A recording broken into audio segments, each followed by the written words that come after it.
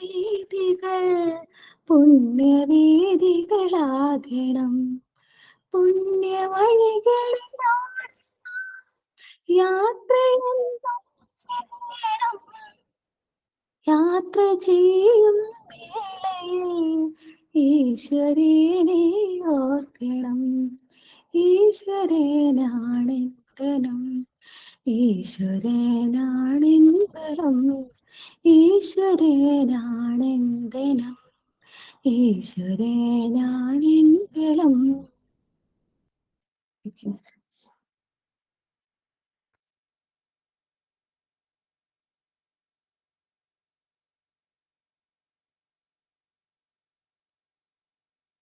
So what's next in ആരെങ്കിലുണ്ടോ signing thought for the ma'am signing ഞാനാണ്. Swami Vivekananda. His real name was Narendranath Dutta. Born on January 12, 1863 in Kolkata. Since 1884, we observed January 12 as National Youth Day. Today's date was January 12, today National Youth Day. From childhood, he was curious and brave. He always searched for truth and believed in God. He asked many questions about God's life and truth. He never accepted anything blindly and always wanted real answers. He loved music, sports, and reading books. His mother taught stories from the Ramayana and Mahabharata, which shaped his character. His father encouraged to think freely and speak boldly. As a young man, he searched for a true spiritual guide. His life changed when he met Sri Ramakrishna Paramahamsa. Under his guidance, he learned the meaning of love, devotion, and self-respect. One of the most important moments of his life was journey to Chicago in 1893. At the words Parliament of Religions, he began his speech with the words Sisters and Brothers of America. These words won the hearts of people, and he became famous overnight through his speech. He taught the world about Indian philosophy, unity of religious and universal brotherhood. He believed that youth are the strength of the nation. He always said, arise, awake, and stop not till the goal is reached. He worked hard to uplift the poor and spread education. He found Ramakrishna Mission to serve society. He died 4th July 1902, but his thought and teach continues to inspire millions. His life message was simple: be strong, have faith in yourself, and serve humanity. Thank you, ma'am. Sign in by Gopika Islam.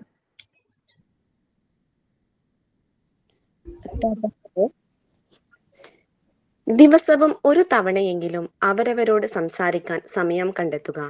അല്ലെങ്കിൽ നിങ്ങളുടെ നല്ലതുമാത്രം ആഗ്രഹിക്കുന്ന ഈ ലോകത്തിലെ മഹത്തായ വ്യക്തിയെ നിങ്ങൾ കാണാതെ പോവും. By Swami Vivekananda. Okay, very good. Swami വിവേകാനന്ദന്റെ തോട്ട്സ്. അദ്ദേഹത്തിന്റെ ചെറുപ്പകാലത്തെ കുറെ കാര്യങ്ങൾ ഇങ്ങനെ കഥകളായിട്ട് കേട്ടിട്ടുണ്ട് അല്ലെ? ആ ഒരു കഥയിലായിരുന്നു ഇങ്ങനെ തിരക്കാരനാകണം എന്ന് പറഞ്ഞത്. സ്വാമി വിവേകാനന്ദന്റെ കഥയിലില്ലേ? എനിക്ക് അങ്ങനെ പെട്ടെന്ന് കേട്ടു. അപ്പം എല്ലാരും ക്ലാസ്സിൽ ചിരിച്ചു. എന്നിട്ട് അദ്ദേഹം വീട്ടിൽ വന്ന അമ്മോട് വിവരം പറഞ്ഞു. വിഷമത്തോടു കൂടി എല്ലാരും ചിരിച്ചു. എനിക്ക് കുതിരക്കാരനാകണമെന്ന് പറഞ്ഞപ്പോ അപ്പൊ അവിടെ കുരുക്ഷേത്ര ഭൂമിയിൽ അർജുനന്റെ തേര് തെളിയിക്കുന്ന കൃഷ്ണന്റെ ഫോട്ടോ അമ്മ കാണിച്ചു കൊടുത്തിട്ട് പറയും, ഇങ്ങനെയുള്ള കുതിരക്കാരനാവണം, നീ ആകണം, ആ രീതിയിൽ പറയണം എന്നൊക്കെ പറയുന്നു. ആ കഥയാണോ ക്രിയേറ്റഡ് ആണോ എന്ന് എനിക്കറിയില്ല, അങ്ങനെ കേട്ടിട്ടുണ്ട്. ഓക്കെ, സോ അപ്പൊ ഞാൻ PFA. ഓക്കെ, സോ PFA എവിടെ വരെയായി? PFA നമ്മൾ എന്തൊക്കെ പറഞ്ഞു? 7 തീംസ് പറഞ്ഞു. എന്തൊക്കെയാണ്?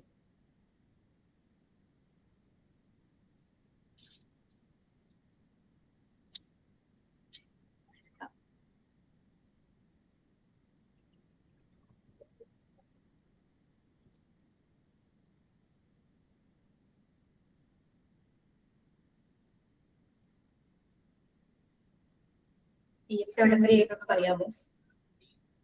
ഞാനീ ഓർമ്മയില്ലാത്ത നിങ്ങൾ പറയുവാണെങ്കിൽ നന്നായിരുന്നു. ഹസ്ന പ്ലീസ്.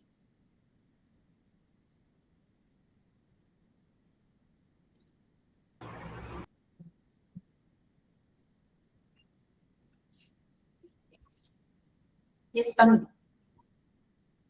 മിസ്സേ ഡൂസ് ആൻഡ് ഡോൺസ് പറയാന്ന് തോന്നുന്നു മിസ്സേ. ഡൂസ് ആൻഡ് ഡോൺസ് അതിനെ കുറിച്ച് പറയുമായിരുന്നു.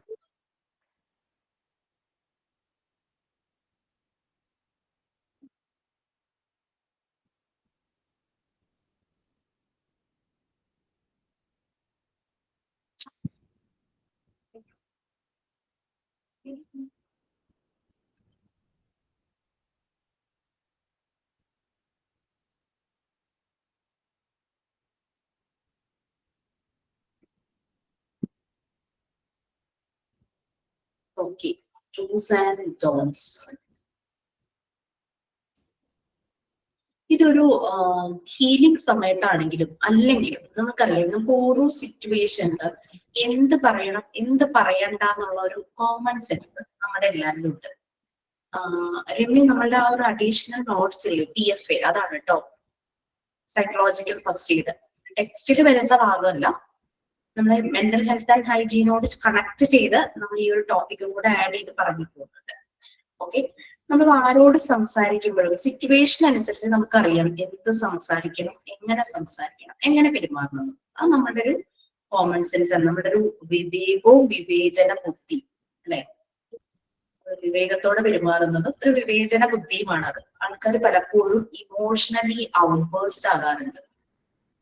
അപ്പോ ഇങ്ങനെ ഒരു മീറ്റിംഗിന് പോയപ്പോ ഒരു സാറ് പറഞ്ഞത്, അദ്ദേഹം ഹോം ഗാർഡായിട്ട് ആർമിയിൽ BSF റിട്ടയർ ആയി ഹോം ഗാർഡായിട്ട് വർക്ക് ചെയ്യുന്ന ഒരു അദ്ദേഹമാണ്. അദ്ദേഹം പറഞ്ഞൊരു കാര്യമാണ്, നമ്മുടെ കുട്ടികളെ മെന്റലി ഫിസിക്കലി ഡിഫെൻഡ് ചെയ്യാനായിട്ട് പഠിക്കണം.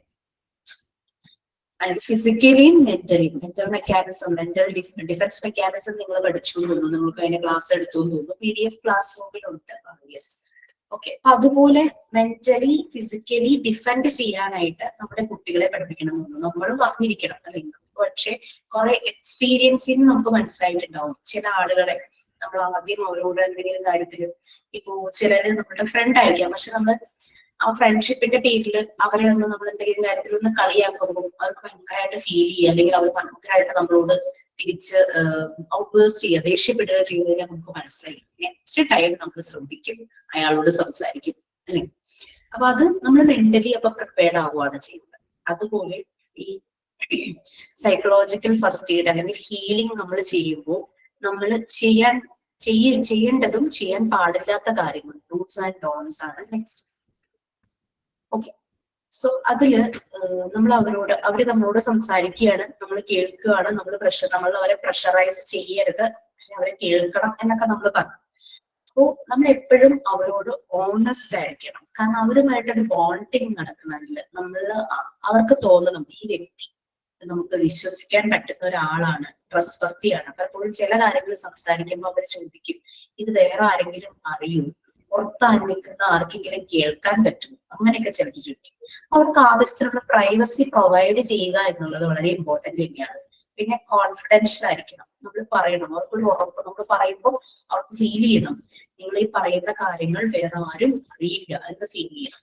പിന്നെ ചിലപ്പോൾ നമുക്ക് സംസാരിച്ചു വരുമ്പോൾ നമുക്ക് മനസ്സിലാകും നമ്മളുടെ സപ്പോർട്ട് മാത്രം പോരാ, കുറച്ച് പ്രൊഫഷണൽ ആയിട്ടുള്ള ഏതെങ്കിലും സൈക്കോളജിസ്റ്റ് അല്ലെങ്കിൽ സൈക്കോതെറാപ്പിസ്റ്റ് അല്ലെങ്കിൽ ഇയാളൊരു മെഡിക്കേഷൻ ചിലപ്പോൾ എടുക്കേണ്ടതായിട്ട് തോന്നും എന്ന് നമുക്ക് തോന്നുവാണെങ്കിൽ നമ്മൾ അവരോട് പറയുക ഇങ്ങനെയുണ്ട്, അപ്പൊ ഈ വിവരങ്ങൾ വളരെ വിശ്വസിക്കാൻ പറ്റുന്ന ഒരു പ്രൊഫഷണൽ ആയിട്ടുള്ള ഒരാളോട് ഷെയർ ചെയ്യട്ടെ അല്ലെങ്കിൽ അയാളുമായിട്ട് കണക്ട് ചെയ്ത് തരട്ടെ എന്ന് ചോദിക്കുമ്പോൾ അവർക്ക് കുറച്ചുകൂടെ നമ്മളോട് വിശ്വാസം തോന്നും. പെർമിഷൻ എടുത്തിട്ടല്ലേ ചോദിക്കുന്നത്.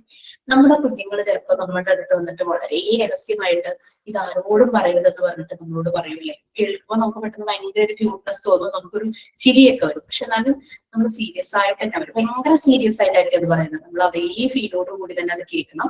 അവരാരോടും പറയരുതെന്ന് പറഞ്ഞിട്ടുണ്ടെങ്കിൽ നമ്മൾ ആരോടും പറയുകയും ചെയ്യരുത്.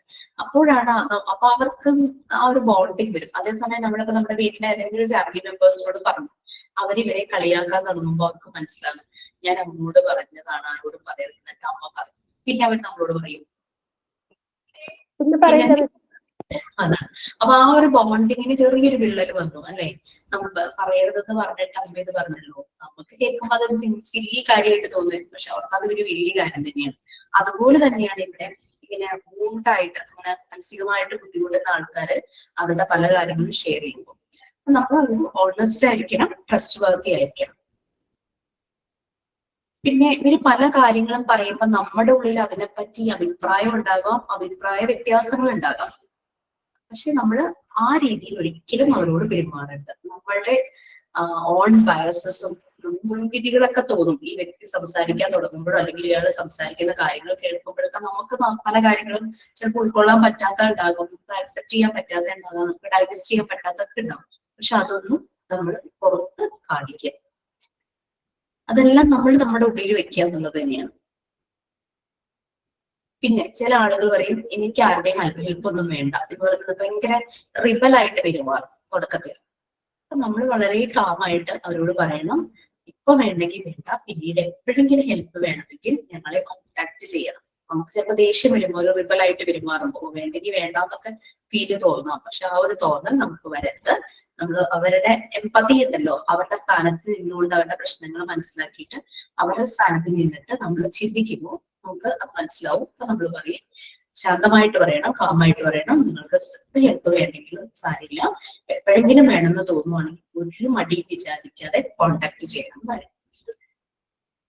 പിന്നെ ഈ വരുന്ന വ്യക്തി അല്ലെങ്കിൽ ആ ഇരിക്കുന്ന വ്യക്തിയുടെ കൾച്ചർ, ഏജ്, ജെൻഡർ ഇതെല്ലാം ഡിഫറെന്റ് ആയിരിക്കും.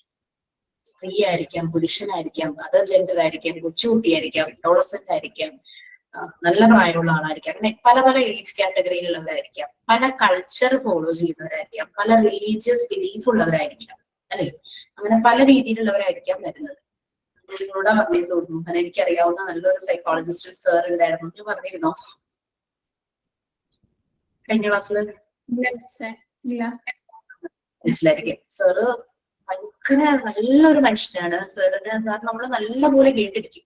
ഇതെനിക്ക് അറിയാവുന്നതുകൊണ്ട് ഞാനൊരു ഫാമിലിയെ തമ്മിൽ ചെറിയൊരു കോൺഫ്ലിക്റ്റ് ലൈഫ് പാർട്ട്ണർ ആയിട്ട് ഉണ്ടായപ്പോൾ അവര് രണ്ടുപേരെയും എനിക്ക് വളരെ വിശ്വസിക്കാൻ തോന്നിയ സാറിന്റെ അടുത്തേക്ക് പറഞ്ഞു വിട്ടു.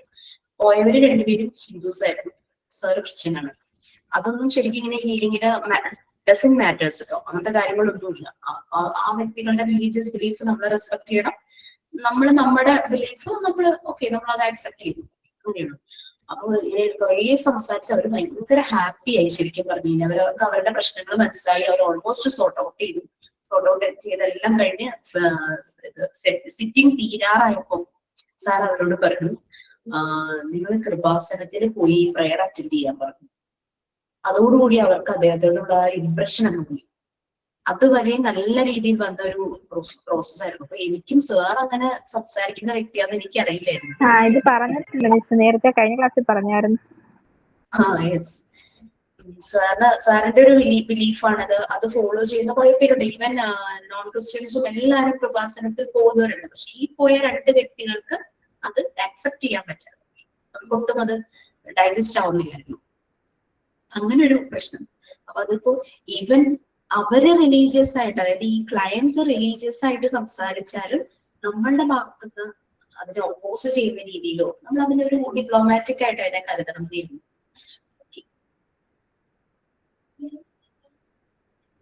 പിന്നെ ഒരു സംസാരിക്കുമ്പോൾ എപ്പോഴും ഒരു ക്വയറ്റ് പ്ലേസ്, പ്രൊഫഷണൽ അങ്ങനെ രീതിയിൽ കൗൺസിലിംഗ് ഒക്കെ നടത്തുന്നവരെന്ന് പറഞ്ഞു കഴിഞ്ഞാൽ അവർക്ക് ഒരു ക്ലിനിക്ക് ഉണ്ടാകും, അവർക്ക് അതുപോലെ ക്യൂബിക്കിൾസും ഉണ്ടാകും, ക്ലോസ്ഡ് ആയിട്ടുള്ള റൂം ഉണ്ടാവും, അവർക്ക് സംസാരിക്കുന്നത് പുറത്ത് സംസാരിക്കുന്നവരും കേൾക്കില്ല. അതേസമയം നമ്മൾ ഡിസാസ്റ്റർ നേരിട്ട് ഒരു ക്യാമ്പിലൊക്കെ കഴിയുന്നവരൊക്കെ ആണെങ്കിൽ നമുക്ക് അങ്ങനെ ഒരു ക്ലോസ്ഡ് ആയിട്ടുള്ള ഒരു സ്ഥലമൊന്നും നമുക്ക് കിട്ടിയെന്ന് വരില്ല. പക്ഷെ എന്നിരുന്നാലും വളരെ ശാന്തമായ ഒരു സ്ഥലം, ഡിസ്റ്റർബൻസ് ഒന്നും വരാത്ത, ഡിസ്ട്രാക്റ്റഡ് ആയിട്ട് പോവാത്ത ഒരു സ്ഥലം കണ്ടുപിടിക്കുക. പിന്നെ അവർക്ക് ഓൺ ഡിസിഷൻ എടുക്കാനുള്ള റൈറ്റ്സ് എല്ലാ മനുഷ്യർക്കും ഉണ്ടല്ലേ. നമ്മളായിട്ട് അടിച്ചേൽപ്പിക്കരുതവരെ, നിങ്ങൾ ഇങ്ങനെ ചെയ്യണം അങ്ങനെ ചെയ്യണം ആ രീതിയിൽ അവരോട് പറയരുത്. അത് റെസ്പെക്ട് ചെയ്യുക. അവർക്ക് അവരുടേതായ തീരുമാനങ്ങൾ എടുക്കാനുള്ള റൈറ്റ്സ് റെസ്പെക്ട് ചെയ്യുക. പിന്നെ പ്രൈവസി കീപ്പ് ചെയ്യുക, പിന്നെ റെസ്പെക്ട് ചെയ്യുക പ്രൈവസി, അതുപോലെ തന്നെ അവരുടെ സ്റ്റോറി കോൺഫിഡൻഷ്യൽ ആയിട്ട് വെക്കുക. നമ്മളിപ്പോ തമാശയ്ക്ക് പോലും ഒരാളോട് പറയുന്നു. പ്രൊഫഷണലി പലപ്പോഴും നമ്മൾ ക്ലാസ്സസ് ഒക്കെ എടുക്കുമ്പോൾ ആളുടെ പേരൊന്നും ഐഡന്റിഫൈ ചെയ്യാതെ നമ്മൾ ഇൻസിഡൻസ് പറയും. എന്ത് പറഞ്ഞു കഴിഞ്ഞാല് ഈ പറയുന്ന മറ്റുള്ളവരുമായിട്ട് ആരുമായിട്ട് കണക്ട് ചെയ്യാനോ റിലേറ്റ് ചെയ്യാനോ പറ്റാത്ത രീതിയിൽ നമ്മൾ ഇൻസിഡൻസ് പറയും. ചിലപ്പോൾ സ്ഥലങ്ങൾ മാറ്റിയിട്ടോ അങ്ങനെയൊക്കെ ഇൻസിഡൻസ് പറയും. അത് നമ്മൾക്ക് ക്ലാസ്സിന് വേണ്ടിയിട്ടാണ് പറയുന്നത്. പക്ഷെ അല്ലാതെ അവരുടെ സ്റ്റോറി പറഞ്ഞ് ചിരിക്കുകയോ അങ്ങനെയുള്ള രീതിയിൽ വളരെ കോൺഫിഡൻഷ്യൽ ആയിട്ട് വെക്കണം. ഞാനൊരു 4 വർഷം സൂയിസൈഡ് പ്രിവെൻഷൻ സെന്ററിൽ വർക്ക് ചെയ്യുമ്പോൾ കോൾസ് വരാറുണ്ട്, ആളുകൾ നേരിട്ട് വരാറുണ്ട്. ഹസ്ബൻഡ് തിരിച്ച് വീട്ടിൽ വരുമ്പോൾ ഹസ്ബൻഡിനോട് ചോദിക്കും എന്തായിരുന്നു, ആരായിരുന്നു വിളിച്ചത്, ഞാൻ ഒന്നും പോലും പറയില്ല. അപ്പൊ പിന്നെ ഹസ്ബൻഡിനോട് എല്ലാം സീക്രട്ട് ആയിട്ട് വെച്ചോന്ന്. കാരണം അതൊരു കോൺഫിഡൻഷ്യാലിറ്റി ആണ്. കാരണം അവരോട് പറയുമ്പോൾ ഒരു പക്ഷെ അവരത് ഏത് രീതിയിൽ എടുക്കണം എന്നൊന്നുമില്ല. പിന്നെ ആ സംസാരിക്കുന്ന വ്യക്തിയുടെ അടുത്ത് തന്നെ നമ്മൾ ഉണ്ടാകണം. കാരണം ഇവര് ചിലപ്പം ഇമോഷണലി ഇവരുടെ ശബ്ദം വളരെ ലോ ആകാനുള്ള ചാൻസ് ഉണ്ട്. പക്ഷെ അടുത്തെന്ന് പറഞ്ഞു കഴിഞ്ഞാൽ ഒത്തിരി അങ്ങ് ക്ലോസ് ആയിട്ട് ഇരിക്കരുത്, ഒരു ചെറിയ അപ്രോപ്രിയേറ്റ് ഡിസ്റ്റൻസ് വെക്കണം. കാരണം ടച്ച് എന്നുള്ളത് ഇല്ലാതിരിക്കാൻ വേണ്ടിയിട്ട് കുട്ടികള് നമ്മളുടെ അതേ ജെൻഡറിലുള്ള സ്ത്രീകളൊക്കെ ആണെങ്കിൽ ആവശ്യമെങ്കിൽ നമുക്ക് ടച്ച് ചെയ്യാം. കുട്ടികളെയൊക്കെ ഒന്ന് ടച്ച് ചെയ്യുമ്പോഴാണ് അവർ കുറച്ചുകൂടെയൊക്കെ ഒന്ന് ഓപ്പൺ അപ്പ് ആകുന്നത്. പക്ഷെ അല്ലാതെ നമ്മളൊരു പേഴ്സണേജ് ഒക്കെ വെച്ച് നോക്കുമ്പോൾ ആ ഒരു ഡിസ്റ്റൻസ് നല്ലതുപോലെ കീപ്പ് ചെയ്യുന്നത് നന്നായിരിക്കും. പിന്നെ അവർക്ക് തോന്നണം നമ്മൾ കേൾക്കുന്നുണ്ടല്ല, നമ്മൾ വെറുതെ ഇങ്ങനെ ഇരിക്കുവാണെന്ന് തോന്നരുത്. നമ്മൾ കേൾക്കുന്നുണ്ടെന്ന് തോന്നുമ്പോഴാണ് അവര് നമ്മളോട് കൂടുതൽ കൂടുതൽ കാര്യങ്ങൾ തുറന്നു പറയുന്നത്. ഇടയ്ക്ക് നമ്മള് അതിനനുസരിച്ച് നമ്മൾ അക്നോളജ് ചെയ്യാം. തലേന്ന് കുളിക്ക് അങ്ങനെ ഒരു ചെറിയ സെന്റൻസുകളൊക്കെ പറഞ്ഞ് നമ്മൾ പേഷ്യന്റ് ആൻഡ് കാം ആയിരിക്കും. എന്തെങ്കിലും കാര്യങ്ങളെ പറ്റി അവർക്ക് അറിയാൻ വേണ്ടി അവർ ചിലപ്പോൾ നമ്മളോട് ചോദിക്കും, എന്തെങ്കിലും ഇൻഫർമേഷൻസ് ഒക്കെ അറിയാനായിട്ട്. അങ്ങനെ വരുമ്പോൾ ഫാക്ട് ബേസ്ഡ് ആയിട്ടുള്ള സത്യസന്ധമായ രീതിയിലുള്ള ഇൻഫർമേഷൻ പ്രൊവൈഡ് ചെയ്യുക. ഇനി അഥവാ നമുക്ക് അതിനെപ്പറ്റി അറിവില്ലെങ്കിൽ നമ്മളവരോട് പറയുക, ഞാൻ അറിയാവുന്ന ആരെനിക്ക് അറിയില്ല, ഞാൻ അറിയാവുന്നവരോട് ചോദിച്ച് ഞാനത് ക്ലിയർ ചെയ്ത് തരാമെന്ന് അത് നമ്മൾ കമ്മിറ്റഡ് ആയിട്ട് അതെടുക്കുക. പിന്നെ നമ്മളൊരു കാര്യം അവരോട് പറഞ്ഞു കൊടുക്കുമ്പോൾ ആ വ്യക്തിക്ക് അത് മനസ്സിലാകുന്ന രീതിയിൽ പറഞ്ഞു കൊടുക്കുക. Keeping simple. ചില ഡോക്ടേഴ്സിനെ കണ്ടിട്ടില്ലേ, അവർ ചില കാര്യങ്ങൾ വരുമ്പോൾ മുന്നിൽ വരുന്ന സാധാരണക്കാരൻ കോമൺ മാൻ ആയിരിക്കും ഇവിടെ വരുന്നത്. ഇവരുടെ മെഡിക്കൽ ടേം ഒന്നും നമുക്ക് മനസ്സിലാകില്ല. അപ്പൊ അങ്ങനെയുള്ള ആളുകളോട് അവർ ഭയങ്കര സിമ്പിൾ ആയിട്ട് പറയുന്നത് കേൾക്കാം. അപ്പൊ ഒരാള് നമ്മളൊരു ഇൻഫർമേഷൻ അവർക്ക് പാസ് ചെയ്യുമ്പോൾ അവർക്ക് മനസ്സിലാകുന്ന രീതിയിൽ വളരെ സിമ്പിൾ ആയിട്ട് പ്രൊവൈഡ് ചെയ്യും.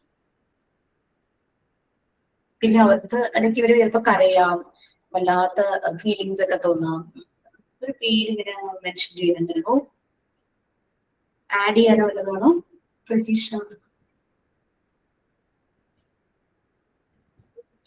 അല്ല മിസ്സേ, ഇത് ഹസ്ബൻഡിന്റെ ഫോണാണ്, അതുകൊണ്ടാണ്.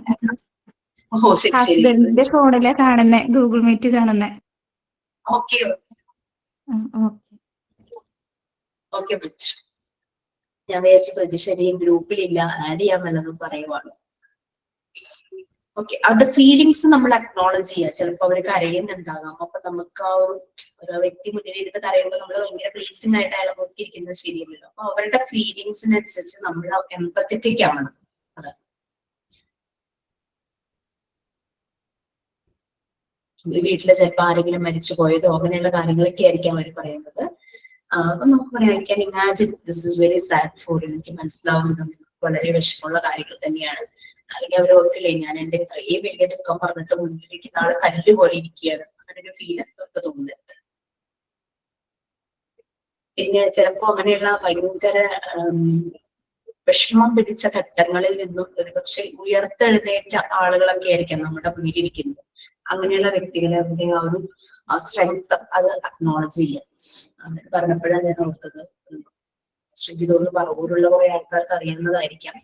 ഞാൻ കഴിഞ്ഞ ദിവസം മോൻ്റെ ആനുവൽ ഡേ ആയിരുന്നു, ഫ്രൈഡേ. PTA-യിലുള്ളത് PTA പ്രസിഡന്റ് ആയതാണ് ഡയസിൽ ഇരിക്കുകയായിരുന്നു. അപ്പൊ ഡയസിലെ കീനോട്ട് അഡ്രസ് ചെയ്യാനായിട്ട് ജോസ് മാളിയേക്കൽ എന്ന് പറഞ്ഞൊരു സാറായിരുന്നു വന്നത്. അദ്ദേഹം സൗത്ത് ഇന്ത്യൻ ബാങ്കിൽ നിന്ന് റിട്ടയർ ആയിട്ടുള്ള ഒരു വ്യക്തിയാണ്. അദ്ദേഹം പാരന്റ്സിനും കുട്ടികൾക്കും ക്ലാസ് ഒക്കെ എടുക്കാനായിട്ട്. അപ്പൊ അദ്ദേഹത്തിനെ ഞാൻ എന്റെ മോള് LKG-യിലായ അന്ന് തുടങ്ങിയിട്ട് ഞാൻ ഇദ്ദേഹത്തെ കാണുന്നുണ്ട് എല്ലാ ആനുവൽ ഡേയും.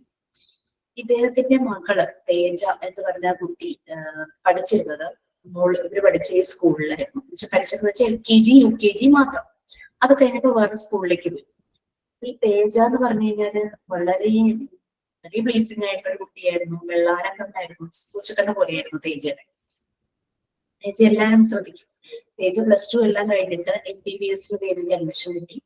തേജ അവിടെ MBBS കംപ്ലീറ്റ് ചെയ്തു. തേജ ആയിരുന്നു ഫസ്റ്റ് റാങ്ക് ഹോൾഡർ MBBS. ഡോക്ടറായി. ഈ തേജ MBBS പഠിച്ചുകൊണ്ടിരുന്നപ്പോ ഇദ്ദേഹം ഷെയർ ചെയ്ത കാര്യമാണ് കേട്ടോ. തേജ MBBS പഠിച്ചുകൊണ്ടിരുമ്പോ ഫസ്റ്റ് ഇയർ ഈ ഫ്രഷേഴ്സ് ഡേ എന്ന് പറഞ്ഞു വെക്കുമല്ലോ, അത് ഫ്രഷേഴ്സിനെ കൊണ്ട് ഓരോ കാര്യങ്ങൾ ചെയ്യിക്കാന്നുള്ളതാണ്. ഇവർക്ക് അനാട്ടമിയുടെ ക്ലാസ്സസ് സ്റ്റാർട്ട് ചെയ്തിട്ടുണ്ടായിരുന്നു. ഈ അനാട്ടമി ഇത്തിരി ടഫ് സബ്ജക്റ്റ് ആണ്. അപ്പോ ഫ്രഷേഴ്സ് ഡേക്ക് ടീച്ചേഴ്സും പ്രൊഫസേഴ്സും എല്ലാവരും ഉണ്ടാവും, സീനിയേഴ്സും ഉണ്ടാവും. സീനിയേഴ്സ് ഓരോ കുട്ടികളെ കൊണ്ട് ഓരോന്ന് ചെയ്യിക്കുക, അതായത് ഹെൽത്തി ആയിട്ടുള്ള ഒരു റാങ്കിങ് പോലെ. തേജയ്ക്ക് കിട്ടിയ ആക്ടിവിറ്റി എന്ന് പറഞ്ഞു കഴിഞ്ഞാല് അനാട്ടമിയുടെ ക്ലാസ് എടുക്കുക എന്നുള്ളതായിരുന്നു. അപ്പൊ തേജ ക്ലാസ് എടുക്കാൻ തുടങ്ങിയപ്പോ സീനിയർ ബാച്ചിൽ നിന്ന് കൂക്കുവിളിയും ഒരു ഭയങ്കരമായിട്ട് പോകാനും പിന്നെ ഇങ്ങനെ ആരോ ഒക്കെ ഉണ്ടാക്കിയിട്ട് എറിയാൻ തുടങ്ങി. പക്ഷെ തേജ കുറച്ചു കഴിഞ്ഞപ്പോ ഭയങ്കര പിൻ ഡ്രോപ്പ് സൈലൻസ് ആയി. തേജ അത്ര മനോഹരമായിട്ട് അനാട്ടമിയുടെ ക്ലാസ് എടുക്കുക. അപ്പൊ ക്ലാസ് കഴിഞ്ഞപ്പോ അവിടെ നിന്നൊരു കുറെ വർഷങ്ങളായിട്ട് അവിടെ എക്സ്പീരിയൻസ്ഡ് ആയിട്ട് ഒരു പ്രൊഫസർ അദ്ദേഹം എണീറ്റ് നിന്ന് കൈയടിച്ചു. അപ്പൊ ബാക്കിയുള്ളവരെല്ലാവരും കൈയടിച്ചു. അപ്പൊ ഈ പ്രൊഫസർ ചോദിച്ചു, ഇത്ര ഭംഗിയായിട്ട് എങ്ങനെയാണ് അനാട്ടമി ക്ലാസ് എടുത്തതെന്ന് ചോദിച്ചു. കാരണം അവർക്ക് തന്നെ ഭയങ്കരമായിട്ട് ടഫായിട്ട് തോന്നിയിട്ടുണ്ട്, കുട്ടികളിലേക്ക് എത്തിക്കാൻ ഭയങ്കര പ്രയാസം തോന്നിയിട്ടുണ്ട്. തേജ വളരെ ഭംഗിയായിട്ട് ക്ലാസ് എടുത്തു. അപ്പൊ ഈ ഇങ്ങനെ ചോദിച്ചപ്പോ തേജ ആദ്യം തന്നെ ക്ഷമ പറഞ്ഞു, എന്നോട് ക്ഷമിക്കണം, കോളേജിൽ സമ്മതിക്കാത്ത ഒരു കാര്യം ഞാൻ ചെയ്തു. വേറൊന്നുമല്ല, അന്ന് മൊബൈലൊക്കെ ഇറങ്ങിയ കാലഘട്ടമായിരുന്നു. അപ്പൊ സ്കൂളുകളിലും കോളേജുകളിലും മൊബൈൽ ബാൻഡായിരുന്നു. പക്ഷെ തേജ ഇത് ആരും അറിയാതെ കൊണ്ടുവരും. മൊബൈൽ കൊണ്ടുവന്നിട്ട് നമുക്കും എല്ലാ ദിവസവും കോൺസെൻട്രേഷൻ കിട്ടുന്നതില്ല അല്ലെ, ക്ലാസ് എടുക്കുമ്പോൾ എപ്പോഴും ആ ഒരു കോൺസെൻട്രേഷൻ കിട്ടുന്നില്ല. അപ്പൊ തേജ ചെയ്യുന്നത് എന്താണെന്ന് വെച്ചാൽ, തേജയ്ക്ക് എപ്പോഴും ഇങ്ങനെ ശ്രദ്ധിക്കാൻ പറ്റാതെ വരുവാണെങ്കിൽ തേജ ഈ മൊബൈലിന്റെ റെക്കോർഡ് ഓൺ ചെയ്ത് ക്ലാസ് മുഴുവൻ റെക്കോർഡ് ചെയ്യും. എന്നിട്ട് വീട്ടിൽ പോയിട്ട് നല്ല റിലാക്സ് ആവുമ്പോൾ റെക്കോർഡ് ക്ലാസ് കേൾക്കും. അങ്ങനെയായിരുന്നു തേജ പഠിച്ചിരുന്നത്.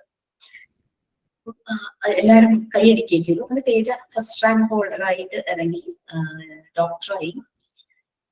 അത് കഴിഞ്ഞപ്പോൾ തേജയുടെ കല്യാണം ഫിക്സ് ചെയ്തു. മനസ്സമ്മതം കഴിഞ്ഞു. മനസ്സമ്മതം കഴിഞ്ഞാൽ പൊതുവെ 1 വീക്ക് 2 വീക്ക് കഴിയുമ്പോൾ കല്യാണം നടക്കും അല്ലെ. കല്യാണത്തിന് ഏതാനും ദിവസങ്ങളെ ബാക്കിയുള്ളൂ. തേജ പറവൂർ വെച്ചിട്ട് കല്യാണത്തിലാണെന്നറിഞ്ഞാൽ തേജയ്ക്ക് കാർഡിയാക് അറസ്റ്റ് വന്ന് കുഴഞ്ഞു വീണ് തേജ മരിച്ചു. ആ ചെറിയ പ്രായത്തിൽ തന്നെ. അപ്പൊ തേജ മരിച്ചു കഴിഞ്ഞപ്പോ തേജയുടെ ഫാമിലിക്ക് ഉണ്ടായ ആ ഒരു ദുഃഖം നമുക്ക് ഊഹിക്കാൻ പറ്റും അല്ലെ. മാരേജിന് ദിവസങ്ങൾ തലേ ദിവസമാണോ 2 ദിവസം മുമ്പാണ് തേജ മരിക്കുന്നത്. പിടിക്കായ ഒരു പെൺകുട്ടി. അപ്പൊ തേജയുടെ അച്ഛൻ ഇദ്ദേഹം ജോസ് മാളികയിൽ സാറ് ചെയ്യുന്നതെന്ന് വെച്ച് കഴിഞ്ഞാല് തേജ പഠിച്ച സ്കൂളുകൾ, കോളേജ്, അതായത് എന്റെ കുട്ടികൾ പഠിച്ച സ്കൂളില് LKG UKG മാത്രമാണ് തേജ പഠിച്ചിട്ടുള്ളൂ. അപ്പൊ ആ സ്കൂളില് എന്റെ ഗേറ്റിൽ വന്ന് നിൽക്കും, കുട്ടികൾ ഇറങ്ങി പോകുന്നത് കാണും. പിന്നെ എല്ലാ വർഷവും തേജയുടെ മരണശേഷം എല്ലാ വർഷവും ആനുവൽ ഡേയിൽ അന്ന് തേജയുടെ UKG വരെയല്ലേ പഠിച്ചുള്ളൂ.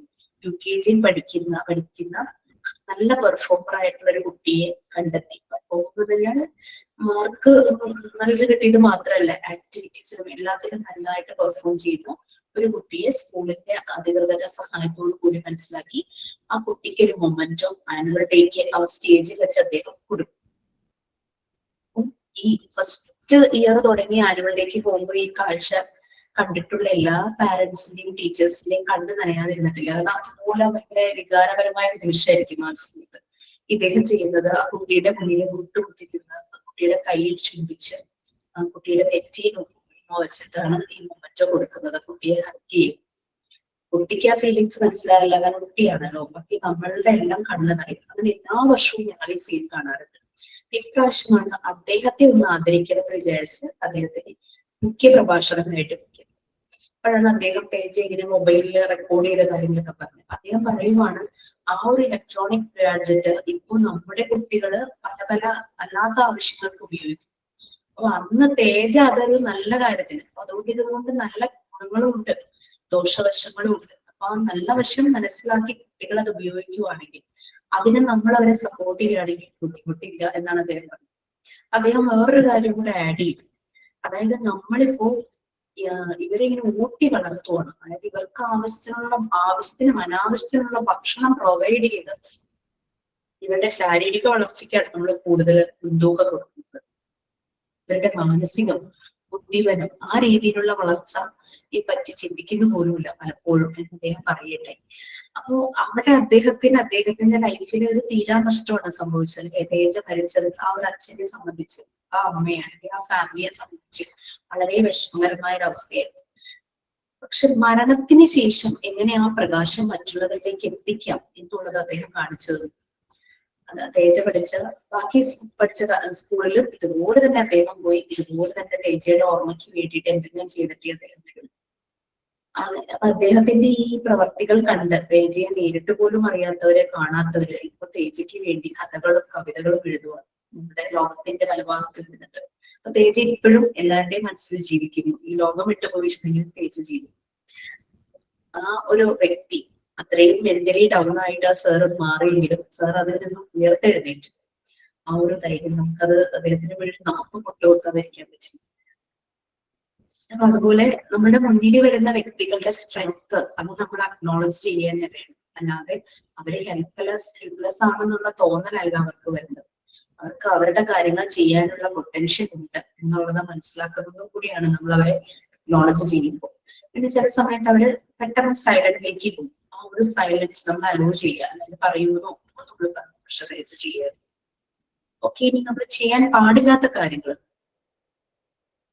പിന്നെ ഒരു ഹെൽപ്പ് ചെയ്യുന്ന ഒരു വ്യക്തി അതുമായിട്ട് ആ റിലേഷൻഷിപ്പ് എക്സ്പ്ലോയിറ്റ് ചെയ്യരുത്. അവരോട് കാശ് ഡിമാൻഡ് ചെയ്യുക, അങ്ങനത്തെ കാര്യങ്ങളൊന്നും ചെയ്യരുത്. അല്ലെങ്കിൽ വേറെ ഏതെങ്കിലും രീതിയിലുള്ള സഹായങ്ങൾ ചോദിക്കുക, അങ്ങനെയുള്ള കാര്യങ്ങളൊന്നും പാടില്ല. പിന്നെ അതുപോലെ തന്നെ അവർക്ക് നമ്മൾക്ക് വാഗ്ദാനങ്ങളൊന്നും കൊടുക്കരുത്. ഫോൾസ് പ്രോമിസസ്, നടക്കാത്ത കാര്യങ്ങളൊന്നും കൊടുക്കരുത്.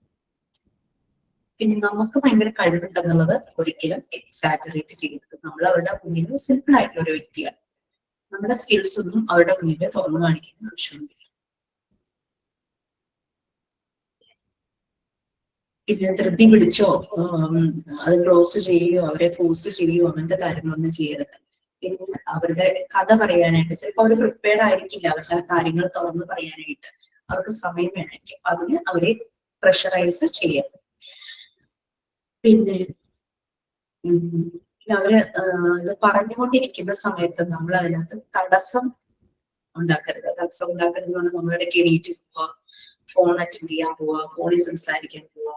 അതുകൂടാതെ നമ്മുടെ കയ്യിൽ വാച്ച് ഉണ്ടെങ്കിൽ വാച്ചിലേക്ക് നോക്കുക, പിന്നെ ഡോറിന്റെ അങ്ങോട്ട് നോക്കുക, പെട്ടെന്ന് സംസാരിക്കുക, അങ്ങനെയുള്ള കാര്യം ചെയ്യരുത്. സാധാരണ ഞാൻ വോളണ്ടിയറായിട്ട് വർക്ക് ചെയ്തിരുന്ന സമയത്ത് വാച്ചും മൊബൈലും ഊരി മാറ്റിയിട്ടായിരിക്കുന്നത്. വാച്ച് മൊബൈലിൽ സൈലന്റ് ആക്കി വെക്കും. അപ്പൊ അങ്ങനെയൊക്കെ ചെയ്തിട്ടാണ് അവരുടെ ഇരിക്കുന്നത്. നമ്മൾ പെട്ടെന്ന് നമ്മൾ എപ്പോഴും ചെയ്യുന്ന പോലെ അറിയാതെ കയ്യിലേക്ക് നോക്കി പോകും, വാച്ചിലേക്ക് നോക്കി പോകും. അവർക്ക് തോന്നും നിർത്താനാണ്, അല്ലെങ്കിൽ എന്തോ ലേറ്റ് ആയിട്ടുണ്ടാവും, അങ്ങനെ ബോറിംഗ് ആയിട്ട് തോന്നുന്നുണ്ടാവും. അങ്ങനെയൊക്കെ ഈ വ്യക്തികൾക്ക് ചിലപ്പോൾ തോന്നും. അതുകൊണ്ട് അങ്ങനെ അവര് പറയുന്ന കാര്യങ്ങൾ നമ്മൾ ഈ രീതിയിലുള്ള സൈൻസ് വെച്ചിട്ട് ഇന്ററപ്റ്റ് ചെയ്യരുത്. ഇതിനെ അവരെ ടച്ച് ചെയ്യാതിരിക്കുക. അത് അപ്രോപ്രിയേറ്റ് ആണെന്ന് തോന്നുവാണെങ്കിൽ ടച്ച് ചെയ്യരുത്. അതല്ല, കുട്ടികളൊക്കെ ആണെങ്കിലും നമുക്ക് അത് കുഴപ്പമൊന്നുമില്ല. പിന്നെ അവരെന്തെങ്കിലും പറയുമ്പോ നമ്മളെ ഇടയ്ക്ക് കയറി അവരെ ജഡ്ജ് ചെയ്യാൻ പോരുത്. നിങ്ങൾ ആ ചെയ്തത് ശരിയായില്ല, അങ്ങനെ ചെയ്യാൻ പാടില്ലായിരുന്നു, അല്ലെങ്കിൽ നിങ്ങൾക്ക് ഇങ്ങനെ ചെയ്യായിരുന്നു. ആ രീതിയിൽ നമ്മൾ ഒരിക്കലും സംസാരിക്കരുത്, അവരെ ജഡ്ജ് ചെയ്യരുത്. അല്ലെങ്കിൽ ചിലര് പറയുമ്പോൾ നിങ്ങൾ രക്ഷപ്പെട്ടല്ലോ അതോർത്ത് സന്തോഷിക്കുക, സമാധാനിക്കുക. അവര് പക്ഷെ ആ രക്ഷപ്പെട്ടതിനെ ഓർത്ത് ചിലപ്പോൾ അവർക്ക് ഗിൽറ്റി ഫീലിംഗും അല്ലായിരിക്കും. 5 പേര് യാത്ര ചെയ്ത ഒരു കാറിൽ ഒരാൾ രക്ഷപ്പെടുന്നു, അല്ലെങ്കിൽ ഡ്രൈവർ രക്ഷപ്പെടുന്നു, ഡ്രൈവറുടെ എന്തൊരു ഗിൽറ്റി ഫീൽ ആയിരിക്കും അയാൾക്ക്. അയാളോട് ചെന്ന് നിങ്ങൾ രക്ഷപ്പെട്ടതിനൊക്കെ സമാധാനിക്കുക, ബാക്കിയുള്ളവർ മരിച്ചു, നിങ്ങളൊരിക്കലും രക്ഷപ്പെട്ടല്ലോ അങ്ങനെ പറയുമ്പോഴേക്കും അയാൾക്ക് കൂടുതൽ അത് വേദനയാണ് ഉണ്ടാവുന്നത്. അയാൾ ഓൾറെഡി ഗിൽറ്റി ഫീലിംഗിൽ ഇരിക്കുന്ന വ്യക്തിയായിരിക്കും. നിങ്ങൾക്ക് അറിയാത്ത കാര്യങ്ങളെ പറ്റി നിങ്ങൾ കൂടുതൽ പൊലിപ്പിച്ച് കാണിക്കാതിരിക്കുക. പിന്നെ ടെക്നിക്കലായിട്ടുള്ള ടേംസ് ഒന്നും ഇവരോട് സംസാരിക്കാതിരിക്കുക. പിന്നെ വേറെ ആരുടെയെങ്കിലും കഥകൾ നിങ്ങൾക്ക് തന്നെ സംഭവിച്ചുള്ളൂ ഇവരുടെ കേട്ടോ എന്ന് പറഞ്ഞാൽ വേറൊരാളുടെ കഥ അവരോട് പറയരുത്. പിന്നെ നിങ്ങളുടെ ഓൺ ട്രബിൾസ്, നിങ്ങൾ എന്തിനോടൊക്കെ കടന്നു പോയിട്ടുണ്ടാവും, അത് അവരോട് പറയരുത്. നിങ്ങൾക്ക് ഇത്രയല്ലേ സംഭവിച്ചുള്ളൂ, ഇതിൽ കൂടുതൽ ഞാനിപ്പോ ജീവിച്ചിരിക്കുന്നതന്നെ എനിക്ക് അത്ഭുതം എന്നൊക്കെ ചിലര് പറയാറുണ്ട്. അങ്ങനെ പറയുന്നത്. അപ്പൊ അത് തെറ്റുമ്പോ അവർക്ക് തോന്നുന്നു അപ്പൊ ഞാനൊക്കെ അനുഭവിച്ച ഒന്നുമില്ല എന്നാണ് ഈ വ്യക്തി പറയുന്നത് എന്നുള്ള രീതിയിൽ ഫീൽ ചെയ്യും. പിന്നെ അവരുടെ എല്ലാ പ്രശ്നങ്ങളും നമുക്ക് സോൾവ് ചെയ്യാൻ പറ്റണമെന്നില്ല. അപ്പൊ ആ രീതിയിൽ നമ്മൾ ആക്ട് ചെയ്യരുത്. ഒരു പ്രശ്നമില്ല, എന്തുണ്ടെങ്കിലും ഞാൻ ശരിയാക്കി തരാം, ആ രീതിയിൽ ഒരിക്കലും അവരോട് സംസാരിക്കരുത്. അവർക്ക് പ്രതീക്ഷകൾ കൂടുതലായി പോകും. അതുകൊണ്ടാണ്. പിന്നെ അയാള് ചിലപ്പോ തന്നെത്താനെ കാര്യങ്ങൾ ചെയ്യാനായിട്ട് നല്ലപോലെ റെഡി ആയിട്ട് വരുമായിരിക്കും. അപ്പൊ അങ്ങനെയുള്ളവരെ നമുക്ക് തളർത്തുകയും ചെയ്യരുത്. പിന്നെ നെഗറ്റീവായിട്ട് ആരെയും കുറിച്ച് നമ്മൾ അവരോട് സംസാരിക്കരുത്. അതായത് അയാൾക്ക് വെട്ടാണ്, അയാൾക്ക് ഭ്രാന്താണ്, അങ്ങനെയുള്ള രീതിയിലേക്കുള്ള വാക്കുകൾ നമ്മൾ യൂസ് ചെയ്യണം. ഇതൊക്കെയാണ് ഡൂസ് ആൻഡ് ഡോൺസിൽ വരുന്നത്. പിന്നെ ഡ്രസ് കോഡ്, അത് വളരെ ഒരു ഇമ്പോർട്ടന്റ് ആയിട്ടുള്ള കാര്യമാണ്. നമുക്ക് ഡ്രസ് കോഡിനെ പറ്റി ഒരു സെൻസ് നമുക്കുണ്ടല്ലേ. നമ്മളൊരു മരുന്ന് വീട്ടിൽ പോകുമ്പോൾ നമുക്കറിയാം നമ്മളെങ്ങനെ പെരുമാറണം, ഒരു ഡ്രസ്സ് എങ്ങനെയായിരിക്കണം. ഒരിക്കലും ഒരു ഫംഗ്ഷന് പോകുന്ന പോലെ നമ്മൾ ഡ്രസ് ചെയ്തിട്ട് മരണം സംഭവിച്ച സ്ഥലത്തേക്ക് പോകാറില്ല. ഹോസ്പിറ്റലിൽ പോകുമ്പോഴും നമ്മൾ അത് ശ്രദ്ധിക്കാറുണ്ട്. ഡ്രസ് കുട്ടികൾക്ക് സ്കൂളിൽ പോകുമ്പോഴും നമ്മൾ ശ്രദ്ധിക്കാറുണ്ട്. നമ്മൾ ഇന്റർവ്യൂവിൽ പോകുമ്പോഴും ഡ്രസ് കോഡും ഫിസിക്കും നമ്മുടെ ഒരു പേഴ്സണാലിറ്റി എങ്ങനെ വേണം ഒക്കെ നമുക്കറിയാം. പിന്നെ ആളുകളെ നമ്മൾ ഗ്രീറ്റ് ചെയ്യുന്നത്, അവരെ ഗുഡ് മോർണിംഗ് ആണെങ്കിൽ അങ്ങനെ, നമസ്കാരം എന്നാണെങ്കിൽ നമസ്തേ ആണെങ്കിൽ ആ ഒരു രീതിയിൽ നമ്മൾ ഗ്രീറ്റ് ചെയ്യാറുണ്ട്. അപ്പോൾ അങ്ങനെയുള്ള കാര്യങ്ങൾ അതൊക്കെ ഒന്ന് ശ്രദ്ധിക്കുക.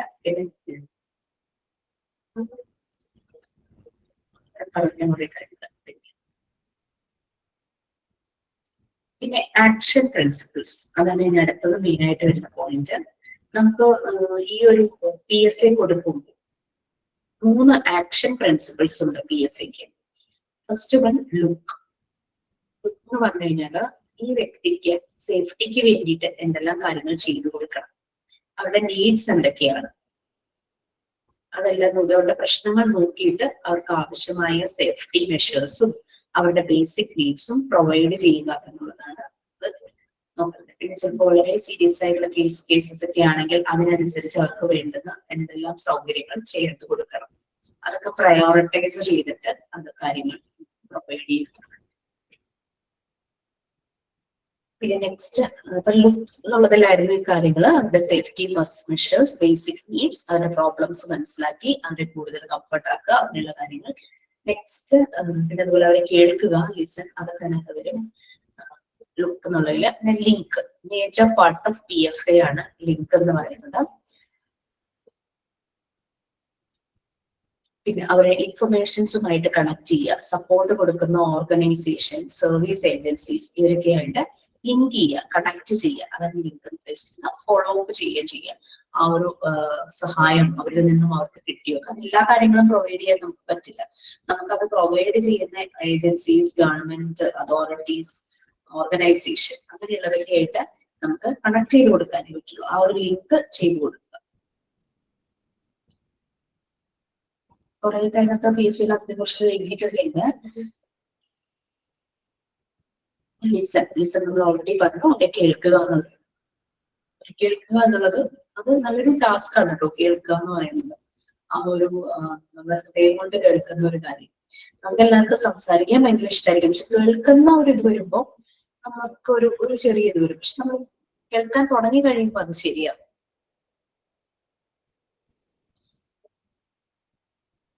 ഇത്രയും കാര്യങ്ങളാണ് ശരിക്കും PFAയുടെ വേണ്ട കാര്യങ്ങൾ. 7 തീംസ് നമ്മൾ എങ്ങനെയുള്ള ആളുകൾക്കാണ് PFA പ്രൊവൈഡ് ചെയ്യേണ്ടത്. PFA എന്ന് പറയുന്ന ഒരു പ്രൊഫഷണൽ കാര്യമല്ല, അതൊരു സർവീസ് ആണെന്ന് നമ്മൾ പറഞ്ഞു. PFA ഡൂസ് ആൻഡ് ഡോൺസ് അത് പറഞ്ഞു. PFAയുടെ 3 action principle, look, link, listen, ആ 3 എന്താന്ന് നമ്മൾ പറഞ്ഞു. ആദ്യം പറഞ്ഞ കാര്യങ്ങളിൽ അത് വരുന്നുണ്ട്.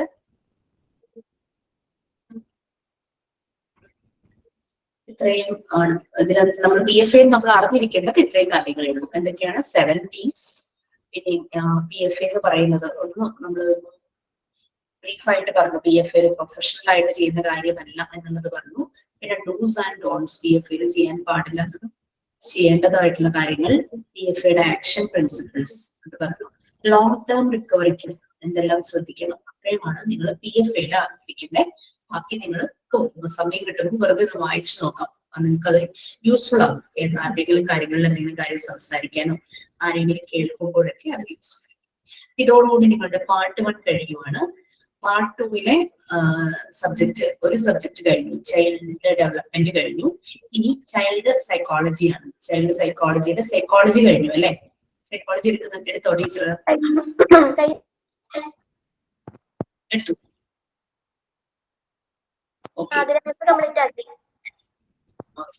സൈക്കോളജി എടുത്തു, ഇൻഡിവിജ്വൽ ഡിഫറൻസസ് എടുത്തു എന്നല്ലേ പറഞ്ഞേ? അതെടുത്തോണ്ടിരിക്കുക മിസ്സേ. അതെടുത്തോണ്ടിരിക്കുക. ഡിഫൻസ് മെക്കാനിസം കഴിഞ്ഞു. ജസ്റ്റ് കംപ്ലീറ്റ് ആയി. Needs right? നീഡ്സ് കഴിഞ്ഞാ പറഞ്ഞ മിസ്. ഇനി ബാക്കിയുള്ളത് സൈക്കോളജിയാണ്.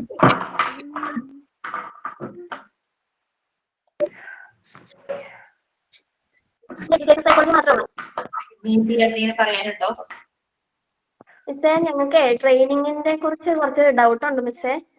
നമ്മൾ എത്ര ദിവസമാണ് മിസ്സേ ഇന്റേൺഷിപ്പ് ശരിക്കും നമ്മൾ ചെയ്യേണ്ടേ? ശരിക്കും 10 to 15 days ഇനഫ്. പക്ഷേ നിങ്ങൾക്ക് തോന്നുവാണ് 10 ദിവസം അല്ലെങ്കിൽ 15 ദിവസം ഞാൻ ചെയ്തിട്ട് എനിക്കൊരു സാറ്റിസ്ഫാക്ഷൻ തോന്നുന്നില്ല, കുറച്ച് ദിവസം കൂടെ ഒന്ന് പ്രാക്ടീസ് ചെയ്താൽ നന്നായിരുന്നു നമ്മൾക്ക് സ്വയം തോന്നുവാണെങ്കിൽ നിങ്ങൾക്ക് കണ്ടിന്യൂ ചെയ്യാം. 1 മാസമോ 3 മാസമോ ഒക്കെ ചെയ്ത കുട്ടികളുണ്ട്. ചിലരോട് അവിടെ തന്നെ ജോബായിട്ട് കണ്ടിന്യൂ ചെയ്യാൻ പറയും, അവിടെ തന്നെ പ്ലേസ്ഡ് ആക്കുന്നവരുണ്ട്. അപ്പൊ അങ്ങനെ അവരത് അവിടെ കണ്ടിന്യൂ ചെയ്യാറുണ്ട്. ബിബിക്ക് എന്തെങ്കിലും ചോദിക്കാനാണോ?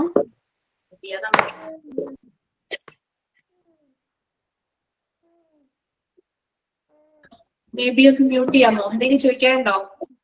വീഡിയോ ഓൺ ചെയ്ത് കണ്ടപ്പോ ഒന്ന് ചോദിച്ചു മാത്രം. അറിയാതെ വന്നതാണോ?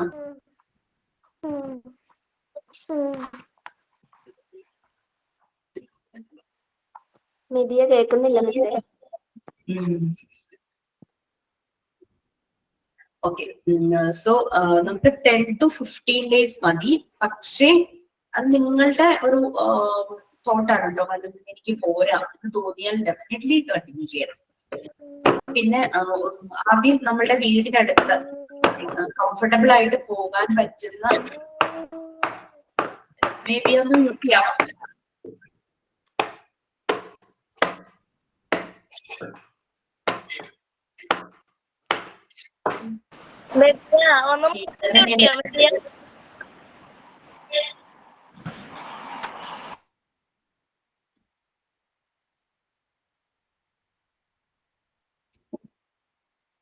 എന്തോ ആളുടെ നെറ്റ്വർക്കിൽ എന്തോ ഇഷ്യൂ ഉണ്ടെന്ന് തോന്നുന്നു. ആൾ അറിഞ്ഞില്ല തോന്നുന്നു ഓണായത്. ഓക്കെ, കുഴപ്പമില്ല. പിന്നെ നിങ്ങൾ സെലക്ട് ചെയ്യാൻ പോകുമ്പോൾ, ഒരു സ്കൂള് സെലക്ട് ചെയ്യാൻ പോകുമ്പോൾ നമ്മൾ എന്തായാലും ഒരു ബയോഡേറ്റ, ഒരു CV നമ്മൾ പ്രിപ്പയർ ചെയ്യും അല്ലെ?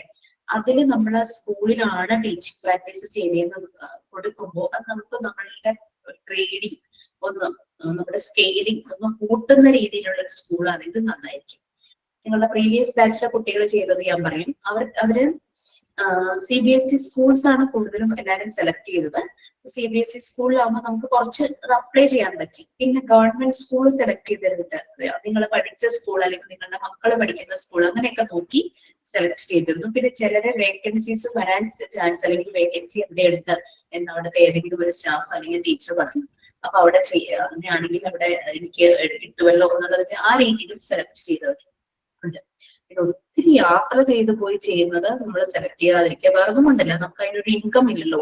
നമ്മൾ യാത്രയുടെ കാശ് കൊടുത്ത് അങ്ങനെ പോവാന്നുള്ളത്. അതൊക്കെ നോക്കി എല്ലാം ഒന്ന് പ്ലാൻ ചെയ്ത് ഒരു സ്കൂൾ സെലക്ട് ചെയ്യാം. പിന്നെ ചിലർക്ക് സർവീസ് എന്നുള്ള രീതിയിൽ ചെയ്യണം എന്നൊരു ആഗ്രഹം കൊണ്ട് അവര് ബഡ് സ്കൂളുകൾ സെലക്ട് ചെയ്തിരുന്നു. ബഡ് സ്കൂൾ മനസ്സിലായല്ലോ? സ്പെഷ്യൽ കുട്ടികൾക്ക് വേണ്ടിയിട്ടുള്ള സ്കൂളുകളാണ് ബഡ് സ്കൂള്. അങ്ങനെ സെലക്ട് ചെയ്ത കുട്ടികളുണ്ട്. ചിലര് CBSE സ്കൂളിൽ ടീച്ചിങ് പ്രാക്ടീസ് ചെയ്ത് സമയം കിട്ടുമ്പോഴൊക്കെ ബഡ് സ്കൂളിൽ പോയി പാരലലി രണ്ടും കൂടെ കൊണ്ടുപോയ കുട്ടികളുണ്ട്. അപ്പൊ അങ്ങനെയൊക്കെ നോക്കാം. പിന്നെ അങ്ങനെ സ്കൂള് സെലക്ട് ചെയ്തതിന് ശേഷം ആദ്യം പോയി അവിടുത്തെ ഹെഡ് ഓഫ് ദി ഇൻസ്റ്റിറ്റ്യൂഷന്റെ അടുത്ത് സംസാരിക്കണം. ഞാൻ ഇങ്ങനെ ഈ കോഴ്സാണ് ചെയ്യുന്നത്, അപ്പൊ എനിക്ക് ടീച്ചിങ് പ്രാക്ടീസിന് വേണ്ടിയിട്ടാണെന്ന് പറയുമ്പോൾ ചിലർക്ക് അറിയായിരിക്കും. അപ്പൊ അവർ ഓക്കെ പറയും. അങ്ങനെ പറയുമ്പോൾ ഉടനെ തന്നെ PROയെ കോൺടാക്ട് ചെയ്യാം. PROയെ കോൺടാക്ട് ചെയ്തിട്ട് നിങ്ങൾക്ക് ഇവിടെ ഒരു റിക്വസ്റ്റ് ലെറ്റർ തരും. നിങ്ങൾ പോയ സ്കൂളിലെ ഹെഡ് ഓഫ് ദി ഇൻസ്റ്റിറ്റ്യൂഷന്റെ അഡ്രസ് കൊടുക്കണം. ആ ഹെഡ് ഓഫ് ദി ഇൻസ്റ്റിറ്റ്യൂഷനെ അഡ്രസ് ചെയ്തുകൊണ്ട് നിങ്ങൾക്കൊരു റിക്വസ്റ്റ് ലെറ്റർ പ്രൊവൈഡ് ചെയ്ത് തരും. അതിന്റെ കൂടെ തന്നെ ഷിഫ്റ്റ് ഉണ്ടാവും. അതായത് നമ്മൾ മോർണിംഗ് സെഷനും ആഫ്റ്റർനൂൺ സെഷനും അവിടെ ഉണ്ടെങ്കിൽ നമ്മൾ ടിക്ക് ചെയ്ത് നമ്മൾ സൈൻ ചെയ്തിട്ട് അവിടുത്തെ ഹെഡ് ഓഫ് ഇൻസ്റ്റിറ്റ്യൂഷനെ കൊണ്ട് സൈൻ ചെയ്യിക്കും. പിന്നെയുള്ളത് ഒരു ഗ്രേഡിംഗ് ഷീറ്റ് ആണ്. നിങ്ങളുടെ കുറെ പേഴ്സണൽ ഏരിയാസ്, അതായത് പങ്ക്ച്വാലിറ്റി, പ്ലീസിംഗ് നേച്ചർ അങ്ങനെയൊക്കെ പറഞ്ഞ കുറച്ച് പേഴ്സണൽ ഏരിയാസ് ലിസ്റ്റ് ഔട്ട് ചെയ്തിട്ടുണ്ടാവും.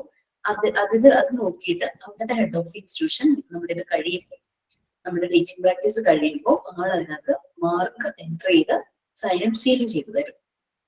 പിന്നെ ചില സ്കൂളുകാരോട് ചോദിച്ചു കഴിഞ്ഞാൽ അവരൊരു സർട്ടിഫിക്കറ്റ് കൂടെ തരും, ഒരു കോണ്ടാക്ട് സർട്ടിഫിക്കറ്റ് പോലെ. ഈ ദിവസം തുടങ്ങി ഈ ദിവസം വരെ ആളിവിടെ ടീച്ചിങ് പ്രാക്ടീസ് ചെയ്തു, കോണ്ടാക്ട് ആൻഡ് ക്യാരക്ടർ ആർബോട്ട് എന്നൊക്കെ പറഞ്ഞ് തരും. പക്ഷെ ഗവൺമെന്റ് സ്കൂളിൽ നിന്ന് അത് പൊതുവെ കൊടുക്കാറില്ല. അതുപോലത്തെ റൂൾസും റെഗുലേഷൻസ് ഒക്കെ ഉണ്ടല്ലോ. അപ്പൊ അവർ ഒരിക്കലും അവരുടെ ലെറ്റർ ഹെഡില് അങ്ങനെ ഒന്ന് തരാനായിട്ട് താല്പര്യപ്പെടാറില്ല. പക്ഷെ അല്ലാതെ സ്കൂളുകളിൽ നിന്ന് അത് കിട്ടാറുണ്ട്. അപ്പൊ അങ്ങനെയൊക്കെ നോക്കി സ്കൂൾ സെലക്ട് ചെയ്യും കേട്ടോ. പിന്നെ ടീച്ചിങ് പ്രാക്ടീസിന് പോകുമ്പോൾ ചില സ്കൂളുകാർ പറയും നിങ്ങൾക്ക് ഇഷ്ടമുള്ള പോലെ ചെയ്യാം എന്ന് പറയും. ചിലപ്പോ ഏതെങ്കിലും ടീച്ചർ ലീവിന് പോയിട്ടുണ്ടാവും. അപ്പൊ ആ ടീച്ചർ എടുക്കേണ്ട പോർഷൻ അത് തരും, ഇതെടുത്താൽ മതി എന്നുള്ള രീതിയിൽ പറയും. അങ്ങനെ അവരായിട്ട് പറയും. ചിലടത്ത് നമുക്ക് നല്ല ഫ്രീഡം കിട്ടും, നമ്മളുടേതായ രീതിയിൽ ആക്ടിവിറ്റീസ് ഒക്കെ ചെയ്യാൻ പറ്റും. പിന്നെ പോകുമ്പോൾ അവിടെ പരീക്ഷ ടൈം ആണെങ്കിൽ അങ്ങനെയുള്ള ടൈമിലൊക്കെ പോയി കഴിഞ്ഞാൽ നമുക്ക് എക്സാം ഡ്യൂട്ടി കിട്ടും, ക്ലാസ് ഒന്നും എടുക്കാൻ കിട്ടില്ല. ആനുവൽ ഡേ, പരീക്ഷ ടൈം അങ്ങനെയൊക്കെ ഉള്ളതൊക്കെ നോക്കിയിട്ട് ചെയ്യാം. ഇപ്പൊ ഈ അക്കാദമിക് ഇയർ തീരാറായി അല്ലെ? ആന്ന് മിസ്സേ, ഇപ്പൊ നമ്മള് ചോദിക്കുമ്പോ അങ്ങനെയാണ് പറയണേ. ഇപ്പൊ ആനുവൽ ഡേയുടെ ടൈമാണ്, ഇപ്പൊ സ്കൂൾ ക്ലോസ് ചെയ്യാറായിട്ടില്ലേ എന്നൊക്കെയാ പറയുന്നത്. അപ്പൊ മിസ്സേ ഞാനൊരു കാര്യം ചോദിച്ചോട്ടെ. നമുക്ക് ഇവിടെ ഈ മോണ്ടിസോറി പ്ലേ സ്കൂൾ പോലുള്ള സ്കൂളുകളുണ്ട് മോണ്ടിസോറിയുടെ. അതായത് 3 വയസ്സ് തൊട്ട് 6 വയസ്സുള്ള ഒരു കുട്ടികൾ അവിടെ പഠിക്കുന്നുണ്ട്. നമുക്കിവിടെ രണ്ട് സ്കൂളുണ്ട്. ഒന്ന് യൂറോ കിഡ്സ് എന്ന് പറയുന്നത്, ഒന്ന് ലിറ്റിൽ കൈൻസ് എന്ന് പറയുന്ന സ്കൂൾ. അപ്പൊ അവിടെ ചോദിച്ചു നോക്കിയാൽ നമുക്ക് കുഴപ്പമുണ്ടോ? സ്കൂളുകൾ തന്നെ അല്ലാതെ ഇത് മാത്രമായിട്ടുള്ളത്? അത് ചെയ്യാം, കുഴപ്പമില്ല.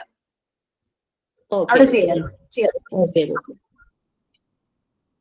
കാരണം അല്ലെങ്കിൽ പിന്നെ നിങ്ങൾ ജൂണിലും കിട്ടില്ല. കാരണം എന്താണെന്ന് വെച്ചാൽ ജൂണില് LKG കുട്ടികൾ വന്ന് കരച്ചില് ബഹളവും അവരൊരു സ്കൂളുമായിട്ടൊക്കെ യൂസ്ഡ് ആവണം. അപ്പം ഏതെങ്കിലും സ്കൂളിൽ ചെല്ലുമ്പോൾ അവർ പറയും 1 മാസം കഴിയട്ടെ, 2 മാസം കഴിയട്ടെ എന്നൊക്കെ പറയും. അതുകൊണ്ട് അങ്ങനെയൊക്കെ ടൈം നോക്കിയിട്ട് വേണം ചെയ്യാനായിട്ട്.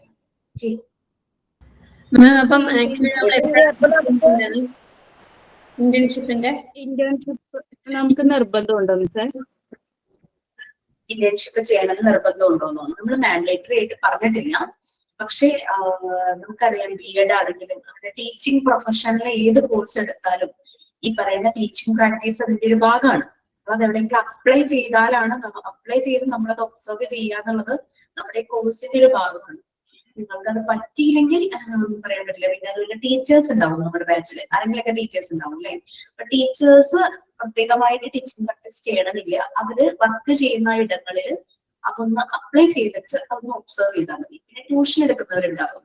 നിങ്ങൾക്ക് പുറത്ത് പോയി ടീച്ചിങ് പ്രാക്ടീസ് ചെയ്യാൻ പറ്റുന്നില്ല, അപ്പൊ നിങ്ങളുടെ ട്യൂഷൻ പ്ലാറ്റ്ഫോമിൽ അതൊന്ന് അപ്ലൈ ചെയ്ത് നോക്കും.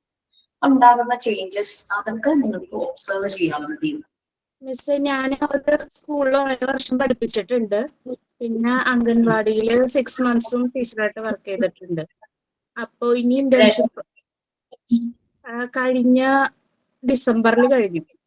കഴിഞ്ഞ വർഷം ഡിസംബറിൽ. 2025 ഡിസംബറിലാണോ? അല്ല 2024. അതായത് അൻസു മോണ്ടിസോറി പഠിക്കുന്നതിന് മുമ്പ്. അതെ.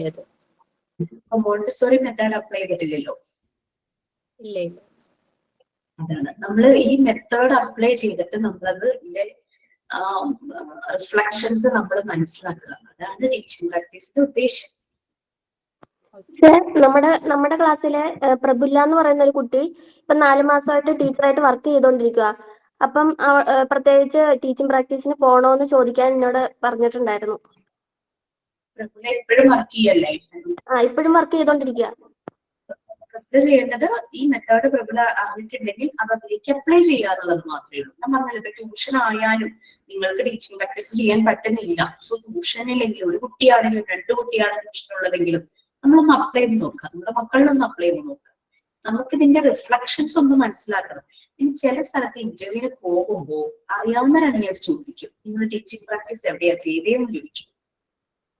ചിലപ്പോൾ കൺവിൻസിംഗ് ആയിട്ട് നമുക്ക് പറയാൻ പറ്റുവാണ് എനിക്ക് ആ സമയത്ത് പറ്റിയില്ല എന്ന് പറഞ്ഞു കഴിഞ്ഞാൽ അവർ ഓക്കെ ആണെങ്കിൽ പ്രശ്നമില്ല. അങ്ങനെയുള്ള ചലഞ്ചസ് ഒന്നും വരാതിരിക്കാൻ വേണ്ടിയിട്ടാണ് ഞാൻ പറഞ്ഞത് ഇങ്ങനെയാണ് ടീച്ചിങ് പ്രാക്ടീസ് ചെയ്യേണ്ടത് കേട്ടോ. മിസ് അപ്പൊ നമുക്ക് ഇപ്പൊ വേണമെങ്കിലും ഇന്റേൺഷിപ്പിനുള്ള ഇതിനു വേണ്ടി പോവാമോ? അല്ലെങ്കിൽ ആ മോണ്ടിസോറി അതിനുശേഷം ആണ് ശരിക്കും പോകാൻ ആപ്റ്റ് ആയിട്ട് ടൈം. പക്ഷെ എന്നാലും നമ്മൾ നമ്മുടെ ഫ്രം ദ ബിഗിനിങ് ഇറ്റ്സെൽഫ് നമ്മൾ ആ മെത്തേഡിന്റെ രീതിയിൽ തന്നെയാണ് ക്ലാസ്സുകൾ പോയിട്ടുള്ളത്. അതുകൊണ്ട് നിങ്ങൾക്ക് അറിയാം എന്താണ് മോണ്ടിസോറി മെത്തേഡിൽ ചെയ്യുന്നത് എന്നുള്ളത്. മറ്റേത് മെറ്റീരിയൽസിനെ കുറിച്ച് അറിയാൻ പറ്റും, മോണ്ടിസോറിയിൽ വരുന്ന മെറ്റീരിയൽസ് അങ്ങനെയുള്ള കാര്യങ്ങളൊക്കെ അറിയാൻ പറ്റും. പിന്നെ റെക്കോർഡ് വർക്ക് ഒക്കെ നമ്മൾ ഒരുവിധം കഴിഞ്ഞിട്ടുണ്ടാവും. റൈംസ് ഒക്കെ നമ്മൾ തന്നെ എഴുതിയ റൈംസ് ഉണ്ടാകും. അതൊക്കെ നമുക്ക് അവിടെ പോയിട്ട് അപ്ലൈ ചെയ്യാം. പിന്നെ കുറെ മെറ്റീരിയൽസ് ഉണ്ടാക്കിയിട്ടുണ്ടല്ലോ, ഹാൻഡ് വാഷിംഗ് ടെക്നിക്സ്, അതൊക്കെ കൊടുക്കാം, റോൾ പ്ലേ ചെയ്യിക്കാം, അങ്ങനെയുള്ള കുറെ കാര്യങ്ങൾ ചെയ്യിക്കാൻ പറ്റുമല്ലോ. ഓൾമോസ്റ്റ് നിങ്ങൾ ആക്ടിവിറ്റീസ് ഒക്കെ ആയിട്ടുണ്ടല്ലോ, അതുകൊണ്ട് ചെയ്തുകൊണ്ട് കുഴപ്പമൊന്നുമില്ല. എഡ്യൂക്കേഷണൽ സൈക്കോളജി കഴിഞ്ഞ് കഴിഞ്ഞാൽ നേരെ ഞാൻ മോണ്ടിസോറി മെത്തേഡിലേക്കാണ് പോകുന്നത്. Education psychology 2 days or 3 days മതിയാകും. അപ്പൊ പിന്നെ മോണ്ടിസോറി പിന്നെ ഞാൻ എടുക്കാൻ പോകുന്നത് പാർട്ട് 3യുടെ യൂണിറ്റ് 3 ആണ്. അപ്പൊ നമ്മളിപ്പോഴത്തന്നെ ചോദിച്ചു വെക്കുന്നതുകൊണ്ട് അല്ലെങ്കിൽ പോകുന്നതുകൊണ്ട് കുഴപ്പമില്ലല്ലോ? കുഴപ്പമൊന്നുമില്ല. 3 classes കഴിയുമ്പോൾ ഞാൻ മോണ്ടിസോറി മെത്തേഡ് സ്റ്റാർട്ട് ചെയ്യും. അതിന്റെ ആപ്ലിക്കേഷനും തിയറിയും എല്ലാം അപ്പൊ തുടങ്ങും.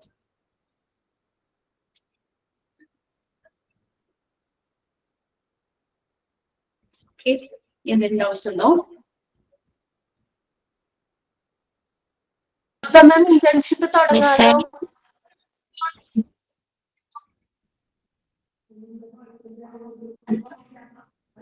മാം ഇന്റേൺഷിപ്പ് തുടങ്ങാലോ? തുടങ്ങാം, തുടങ്ങാം. ആരാ വിളിച്ചത്? അർച്ചനയാണോ മിസ്സേ വിളിച്ചത്? അതെ മിസ്സേ. അപ്പൊ ഞാൻ ഇന്റേൺഷിപ്പിന് അടുത്ത് അവൈലബിൾ അല്ലേ? അപ്പൊ ഞാൻ ഇന്നൊരു സ്കൂളിലോട്ട് ഇങ്ങനെ വിളിച്ചു ചോദിച്ചായിരുന്നു, ഇന്റേൺഷിപ്പ് ചെയ്യാനല്ല, അപ്പൊ ഇനിയിപ്പൊ പുതിയ ടീച്ചേഴ്സിനെ ഒക്കെ നിയമിക്കുന്നുണ്ടെങ്കിൽ എന്നോർത്ത് ഞാൻ ഒരു വിളിച്ചു ചോദിച്ചു. അപ്പൊ സ്കൂളിൽ അവരിപ്പം അപേക്ഷ സ്വീകരിക്കുന്നുണ്ടെന്നാ പറഞ്ഞതേ. അപ്പൊ ഇതിന്റെ ഡിഗ്രിയുടെ വെച്ചിട്ട് കൊടുക്കാനല്ലേ ഇപ്പൊ പറ്റുള്ളൂ, സർട്ടിഫിക്കറ്റ് ആയിട്ടില്ലല്ലോ. അപ്പൊ ഞാൻ ഇതുപോലെ പറഞ്ഞു MTTC ചെയ്യുന്നുണ്ട്, സർട്ടിഫിക്കറ്റ് ആയിട്ടില്ല, അപ്പൊ ഡിഗ്രിയുടെ വെച്ചിട്ട് തരാൻ പറ്റുമോ ചോദിച്ചപ്പോ അവര് കുഴപ്പമില്ല, ഇപ്പൊ സ്കൂളുകളിലൊക്കെ അപേക്ഷകള് സ്വീകരിക്കുന്നുണ്ടെന്നാ പറഞ്ഞത്. അപ്പൊ ഇന്റേൺഷിപ്പിന് പോവാതെ തന്നെ കൊടുക്കാനാണ് തീരുമാനിച്ചിരിക്കുന്നത്. ചിലർക്ക് ചിലപ്പോൾ ടീച്ചിങ് പ്രാക്ടീസ് ആവശ്യമില്ലെങ്കിൽ അതൊരു പ്രശ്നമില്ല. അവരങ്ങനെ ചിലരൊക്കെ ചോദിക്കുള്ളൂ. പ്രാക്ടീസ് കഴിഞ്ഞ ഒരാളാവുമ്പോൾ അവർക്ക് പ്രാക്ടീസ് ചെയ്താണ് തോന്നി വരും. പിന്നെ എല്ലാവർക്കും അപ്ലൈ ചെയ്യാട്ടോ ഈ ഒരു സമയത്ത്. നമ്മളിങ്ങനെ current doing Montessori teacher training course പറഞ്ഞ് കൊടുത്തിട്ട് ബയോഡേറ്റ പ്രിപ്പയർ ചെയ്ത് ഇങ്ങനെ ആപ്ലിക്കേഷൻ കൊടുത്തിടും. നമുക്ക് അറിയില്ലല്ലോ എവിടെന്നാ നമുക്കൊരു ചാൻസ് കിട്ടുന്നത്. അച്ഛനെയൊക്കെ ചോദിച്ച പോലെയും ചെയ്ത പോലെയും അതുപോലെ നിങ്ങൾക്ക് ചെയ്യാം.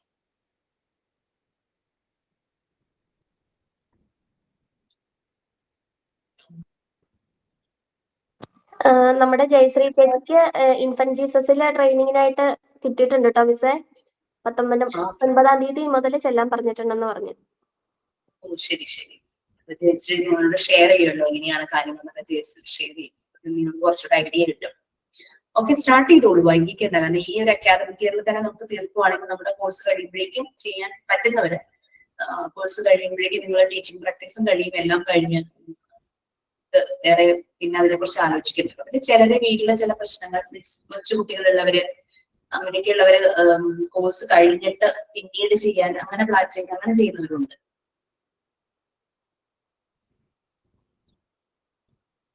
ഓക്കെ, സോ നമുക്ക് എഡ്യൂക്കേഷൻ സൈക്കോളജി തുടങ്ങി വെക്കാം. ഇനി എന്തെങ്കിലും ഉണ്ടോ മാം? അപ്പൊ നമ്മളെ കോഴ്സ് കഴിഞ്ഞിട്ട് ചെയ്താലും മതിയോ? അങ്ങനെയും ചെയ്യുന്നവരുണ്ട്. അപ്പോ തജൻസി എന്താ പ്രശ്നം എന്ന് വെച്ച് കഴിഞ്ഞാൽ, തജൻസി അല്ലേ? അതെ അതെ. എന്താന്ന് വെച്ച് കഴിഞ്ഞാൽ നമുക്ക് ഡിലേ ആയി പോകും. നമുക്ക് ചിലപ്പോൾ ജോലി കിട്ടാനുള്ള ഒരു ചാൻസ് ഉണ്ടെങ്കിൽ ടീച്ചിങ് പ്രാക്ടീസ് കൊണ്ട് ചിലപ്പോൾ നമ്മൾ ടീച്ചിങ് പ്രാക്ടീസ് ചെയ്ത് 1 week കഴിഞ്ഞ് ഇവിടെ തന്നെ ചിലപ്പോൾ അവിടുത്തെ പ്രിൻസിപ്പോ ഇവിടെ തന്നെ ജോലി ചെയ്തോളൂ എന്ന് പറഞ്ഞാൽ ഒക്കെ നമ്മുടെ ഒരു ടൈം. മോള് ചെറുതായോണ്ടേ ബുദ്ധിമുട്ട്, അതുകൊണ്ട് ചോദിച്ചു. മനസ്സിലായി മനസ്സിലായി. Yes, പറഞ്ഞോ. നമുക്ക് എത്ര നാൾ ചെയ്യേണ്ടി വരും പ്രാക്ടീസ്? ഞാൻ പറഞ്ഞിരുന്നു ആദ്യം 10 to 15 days എനഫ് ആണ്. പക്ഷേ നമുക്ക് തോന്നുവാണ്, നമുക്ക് സ്വയം തോന്നുന്നു എനിക്ക് കാര്യമായിട്ടൊന്നും പ്രാക്ടീസ് മനസ്സിലായിട്ടില്ല, കുറച്ചുകൂടെ കുട്ടികളുമായിട്ട് ഒന്ന് ചെയ്യണമെന്ന് തോന്നുവാണെങ്കിൽ നിങ്ങൾക്ക് എക്സ്റ്റെൻഡ് ചെയ്യാം. നമ്മൾ ഒരു സ്കൂളിൽ പറയുമ്പോൾ ഒരു 15 days ഒക്കെ മതിയാവും അല്ലേ? മതി. പക്ഷെ നമുക്ക് തോന്നുവാണ് നമ്മൾ ചെയ്തിട്ട് നമുക്കൊരു റിസൾട്ട് കിട്ടിയില്ല എന്ന് തോന്നുവാണെങ്കിൽ, ഒന്ന് മനസ്സിലാക്കാൻ പറ്റിയില്ല എന്ന് തോന്നുവാണെങ്കിൽ നിങ്ങൾക്ക് എക്സ്റ്റെൻഡ് ചെയ്ത് ചെയ്യാം. അതായത് കോഴ്സിന് വേണ്ടിയിട്ട് ഒരു 15 days അങ്ങ് വേഗം ചെയ്യുക എന്നുള്ളതല്ല ശരി. ഇത് ഇനഫ് ആണ്. 10 to 15 days ഒരു ഫസ്റ്റ് ഡേ തന്നെ നമുക്ക് നല്ലൊരു ഐഡിയ കിട്ടും. രാവിലെ ടെൻഷൻ അടിച്ച് പോകുന്നവരൊക്കെ വൈകുന്നേരം ഭയങ്കര ഹാപ്പി ആയിട്ടാണ് റിവ്യൂ പറയുന്നത്. കാരണം പിന്നെ ആ കുട്ടികളുമായിട്ട് അത്രയും പെട്ടെന്ന് കണക്റ്റഡ് ആവും. 10 to 15 days ഒക്കെ തന്നെ ഇനഫ് ആണ്. പിന്നെ ഈ ഒരു കാര്യം കൂടെ ആഡ് ചെയ്യാണ്ടായിരുന്നു. സാധാരണ സ്കൂളുകളിൽ ലെസൺ പ്ലാൻ എന്നൊരു കാര്യമുണ്ട്. ലെസൺ പ്ലാൻ എന്താണ് ഒരു ഐഡിയ നിൽക്കുന്നുണ്ടല്ലേ? അത് നമ്മളിപ്പോ ഒരു ക്ലാസ്സിലേക്ക് പോകുന്നതിന് മുമ്പ് പ്രീവിയസ്ലി നമ്മൾ ആ ക്ലാസ്സിൽ എന്തൊക്കെയാണ് എടുക്കാൻ പോകുന്നത് പ്ലാൻ എഴുതി വെക്കും. ലെസൺ പ്ലാൻ ബിഎഡിനൊക്കെ പഠിക്കുന്ന കുട്ടികൾക്ക് അല്ലെങ്കിൽ പഠിച്ചിട്ടുള്ള കുട്ടികൾക്ക് അത് അറിയാൻ പറ്റും ലെസൺ പ്ലാൻ എന്നുള്ളത്. ചിലത് ചിലപ്പം ഒരു വീക്കിലേക്കുള്ളതായിരിക്കും ചില സ്കൂളുകളിൽ എഴുതുന്നത്, ചിലപ്പോൾ 2 വീക്കായിരിക്കും, ചിലപ്പോൾ ഒരു മാസത്തേക്കുള്ള ലെസൺ പ്ലാൻ പ്രിപ്പയർ ചെയ്യും. പിന്നെ ചില സ്കൂളുകൾക്ക് അവരുടേതായ ലെസൺ പ്ലാനിന്റെ ഫോർമാറ്റ് ഉണ്ടായിരിക്കും. പിന്നെ KGയുടെ ലെസൺ പ്ലാൻ പോലെ ആവണമെന്നില്ല ഹൈസ്കൂളിലെ ലെസൺ പ്ലാൻ, വ്യത്യാസം ഉണ്ടായിരിക്കും. അങ്ങനെ ശരിക്കും മോണ്ടിസോറിയിൽ ലെസൺ പ്ലാൻ ആക്ച്വലി ഇല്ല. പക്ഷെ ഇപ്പോഴുള്ള മിക്ക കോഴ്സുകാരും ലെസൺ പ്ലാൻ എന്നൊക്കെ പറഞ്ഞിട്ട് സാധാരണ ട്രഡീഷണൽ മെത്തേഡാണ്. മോണ്ടിസോറിയിൽ നമുക്ക് ടീച്ചിങ് മാനുവൽ ആണുള്ളത്. പക്ഷെ നിങ്ങൾ ചെയ്യുന്ന സ്കൂളുകാരെ നിങ്ങളോട് ലെസൺ പ്ലാൻ പ്രിപ്പയർ ചെയ്യാൻ പറഞ്ഞാൽ നിങ്ങൾ ലെസൺ പ്ലാൻ പ്രിപ്പയർ ചെയ്തേ പറ്റും അല്ലേ? ലെസൺ പ്ലാൻ നമ്മൾ ചെയ്യണം. കാരണം അവർ പറയുന്ന കാര്യം നമ്മളവിടെ പ്രാക്ടീസ് ആണെങ്കിൽ പോലും അല്ലെങ്കിൽ വർക്ക് ചെയ്യുകയാണെങ്കിലും അവർ പറയുന്ന പോലെ തന്നെ നമ്മൾ ചെയ്യേണ്ടതായിട്ട് വരും. അപ്പൊ ലെസൺ പ്ലാൻ പ്രിപ്പയർ ചെയ്യുക. KG കുട്ടികൾക്കുള്ള ലെസൺ പ്ലാൻ എന്ന് പറയുമ്പോൾ നിങ്ങൾ ചോദിക്കുക അവരോട്, അല്ലെങ്കിൽ ഫോർമാറ്റ് നിങ്ങൾക്കുണ്ടോ എന്നുള്ള രീതിയിൽ ചോദിക്കാം. അപ്പൊ അവർ ചിലപ്പോൾ ഉള്ളവരാണെങ്കിൽ അവരത് തരും, അല്ലെങ്കിൽ നമ്മൾ കണ്ടുപിടിക്കുക. ടീച്ചിങ് മാനുവലിന്റെ ഫോർമാറ്റ് നമ്മൾ ക്ലാസ് റൂമുകൾക്ക് ഷെയർ ചെയ്തിട്ടുണ്ട്. വളരെ സിമ്പിൾ ആണ്. നമ്മൾ ഏത് ക്ലാസ്സിലാണ് പോകുന്നത് ആ ക്ലാസ്സിന്റെ നെയിം എഴുതുക, അങ്ങനത്തെ കാര്യങ്ങളൊക്കെ എഴുതുക. LKG 1 ആണെങ്കിൽ LKG A, UKG B അങ്ങനെയൊക്കെയാണെങ്കിൽ ക്ലാസ് എഴുതുക, ഡേറ്റ് എഴുതുക. പിന്നെ നമ്മൾ 2 കോളംസ് ആണ്. ഒന്നാമത്തെ കോളത്തിൽ ലേണിംഗ് ആക്ടിവിറ്റീസ്, നമ്മൾ എന്ത് ആക്ടിവിറ്റി ആണോ കുട്ടികൾക്ക് കൊടുക്കുന്നത്. അപ്പൊ ടീച്ചിങ് മാനുവൽ എങ്ങനെയാന്ന് വെച്ച് കഴിഞ്ഞാൽ ലെസൺ പ്ലാനിൽ നിന്നും എൻറ്റയർലി ഡിഫറെന്റ് ആണ്. നമ്മളിപ്പോ ഇന്നൊരു ദിവസം നമ്മൾ ക്ലാസ് എടുത്തു, ക്ലാസ് എടുത്ത് കഴിഞ്ഞിട്ടാണ് നമ്മൾ ടീച്ചിങ് മാനുവൽ ഉണ്ടാകുന്നത്. ലെസൺ പ്ലാൻ നേരത്തെ ഫ്യൂച്ചർ ഇതിന് വേണ്ടിയിട്ട് ചെയ്തു വെക്കും. ടീച്ചിങ് മാനുവൽ അന്നൊരു ദിവസത്തെ ക്ലാസ് കഴിയുമ്പോൾ അന്ന് വൈകിട്ട് രാത്രി അല്ലെങ്കിൽ പിറ്റേ ദിവസം രാവിലെയെങ്കിലും എഴുതിയിരിക്കണം ഉണ്ടാകും. അപ്പൊ അതിന് വളരെ സിമ്പിൾ ആണ്. ലേണിംഗ് ആക്ടിവിറ്റീസ് നമ്മൾ കുട്ടികളെ ആൽഫബറ്റ്സ് ആണ് പഠിപ്പിക്കാൻ പോകുന്നത്. നമ്മൾ to teach them alphabets, just a simple sentence എഴുതിയാൽ മതി. to teach them alphabets കൊടുക്കുക. ഇനി അതിന് നമ്മൾ യൂസ് ചെയ്യുന്ന മെത്തേഡ് നമുക്ക് എങ്ങനെ വേണമെങ്കിലും ആൽഫബറ്റ്സ് പഠിപ്പിക്കാം. ബോർഡിൽ എഴുതിയിട്ട് പഠിപ്പിക്കാം, അല്ലെങ്കിൽ കഥയിൽ കൂടെ പഠിപ്പിക്കാം, അല്ലെങ്കിൽ നമ്മൾ എഴുതിയിട്ടുണ്ട് റൈംസ് ആക്ഷൻ സോങ്ങിലൂടെ ആൽഫബറ്റ്സ് പഠിപ്പിക്കാം, അല്ലെങ്കിൽ ഏതെങ്കിലും ആക്ടിവിറ്റിയിലൂടെ സാൻഡ് പേപ്പർ ലെറ്റേഴ്സ് യൂസ് ചെയ്തിട്ട് നമുക്ക് ആൽഫബറ്റ്സ് പഠിപ്പിക്കാം. ആ ലേണിംഗ് ആക്ടിവിറ്റി എങ്ങനെയാണ് നമ്മൾ ചെയ്തതെന്നുള്ളതാണ് ആ ലേണിംഗ് ആക്ടിവിറ്റിയിൽ എഴുതുന്നത്. യൂസിങ് സാൻഡ് പേപ്പേഴ്സോ അല്ലെങ്കിൽ ത്രൂ ആൽഫബറ്റിക്കൽ സോങ് അങ്ങനെയോ, അല്ലെങ്കിൽ ത്രൂ സ്റ്റോറീസ്, അല്ലെങ്കിൽ ത്രൂ റോൾ പ്ലേ, അങ്ങനെ ഏത് മെത്തേഡാണോ നിങ്ങൾ ഉപയോഗിച്ച് അതാണ് ആ ലേണിംഗ് ആക്ടിവിറ്റീസ് എന്നുള്ള കോളത്തിൽ എഴുതുന്നത്. ഇനി ഇതിന്റെ റിസൾട്ട്, അതാണ് അടുത്ത കോളം. റിസൾട്ട് എന്താണ്? കുട്ടികൾ ആൽഫബറ്റ്സ് പഠിച്ചു, ലേൺഡ് ആൽഫബറ്റ്സ്. ജസ്റ്റ് സിമ്പിൾ സെന്റൻസിൽ എഴുതിയത്. ഈ കോളം എല്ലാം കഴിഞ്ഞ് താഴെ ഒരു ടൈറ്റിൽ ഉണ്ടാവും, അതായത് ഒബ്സർവേഷൻ. നമ്മൾ മോണ്ടിസോറി ഫെസിലിറ്റേറ്റർ എല്ലാം ഒബ്സർവ് ചെയ്യുവാണല്ലോ ചെയ്യുന്നത്.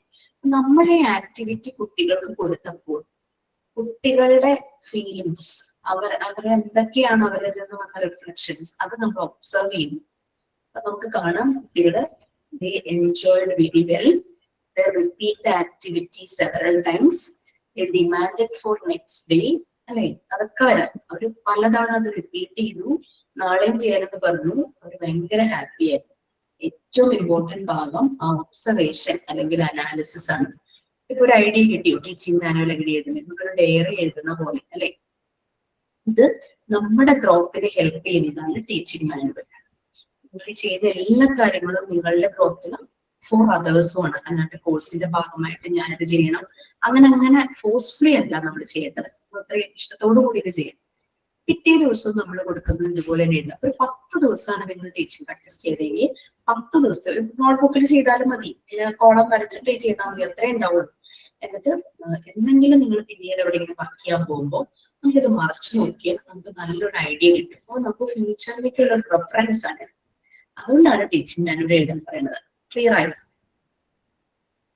നല്ലൊരു ലെസൺ പ്ലാൻ ആരെങ്കിലും സിമ്പിൾ ആയിട്ട് KG വേണ്ടി എഴുതുവാണെങ്കിൽ ജസ്റ്റ് ഷെയർ വിത്ത് അതേഴ്സ്. കാരണം ലെസൺ പ്ലാൻ ശരിയാക്കുന്ന കാര്യത്തിൽ ഞാൻ വളരെ പുറകോട്ടാണ്.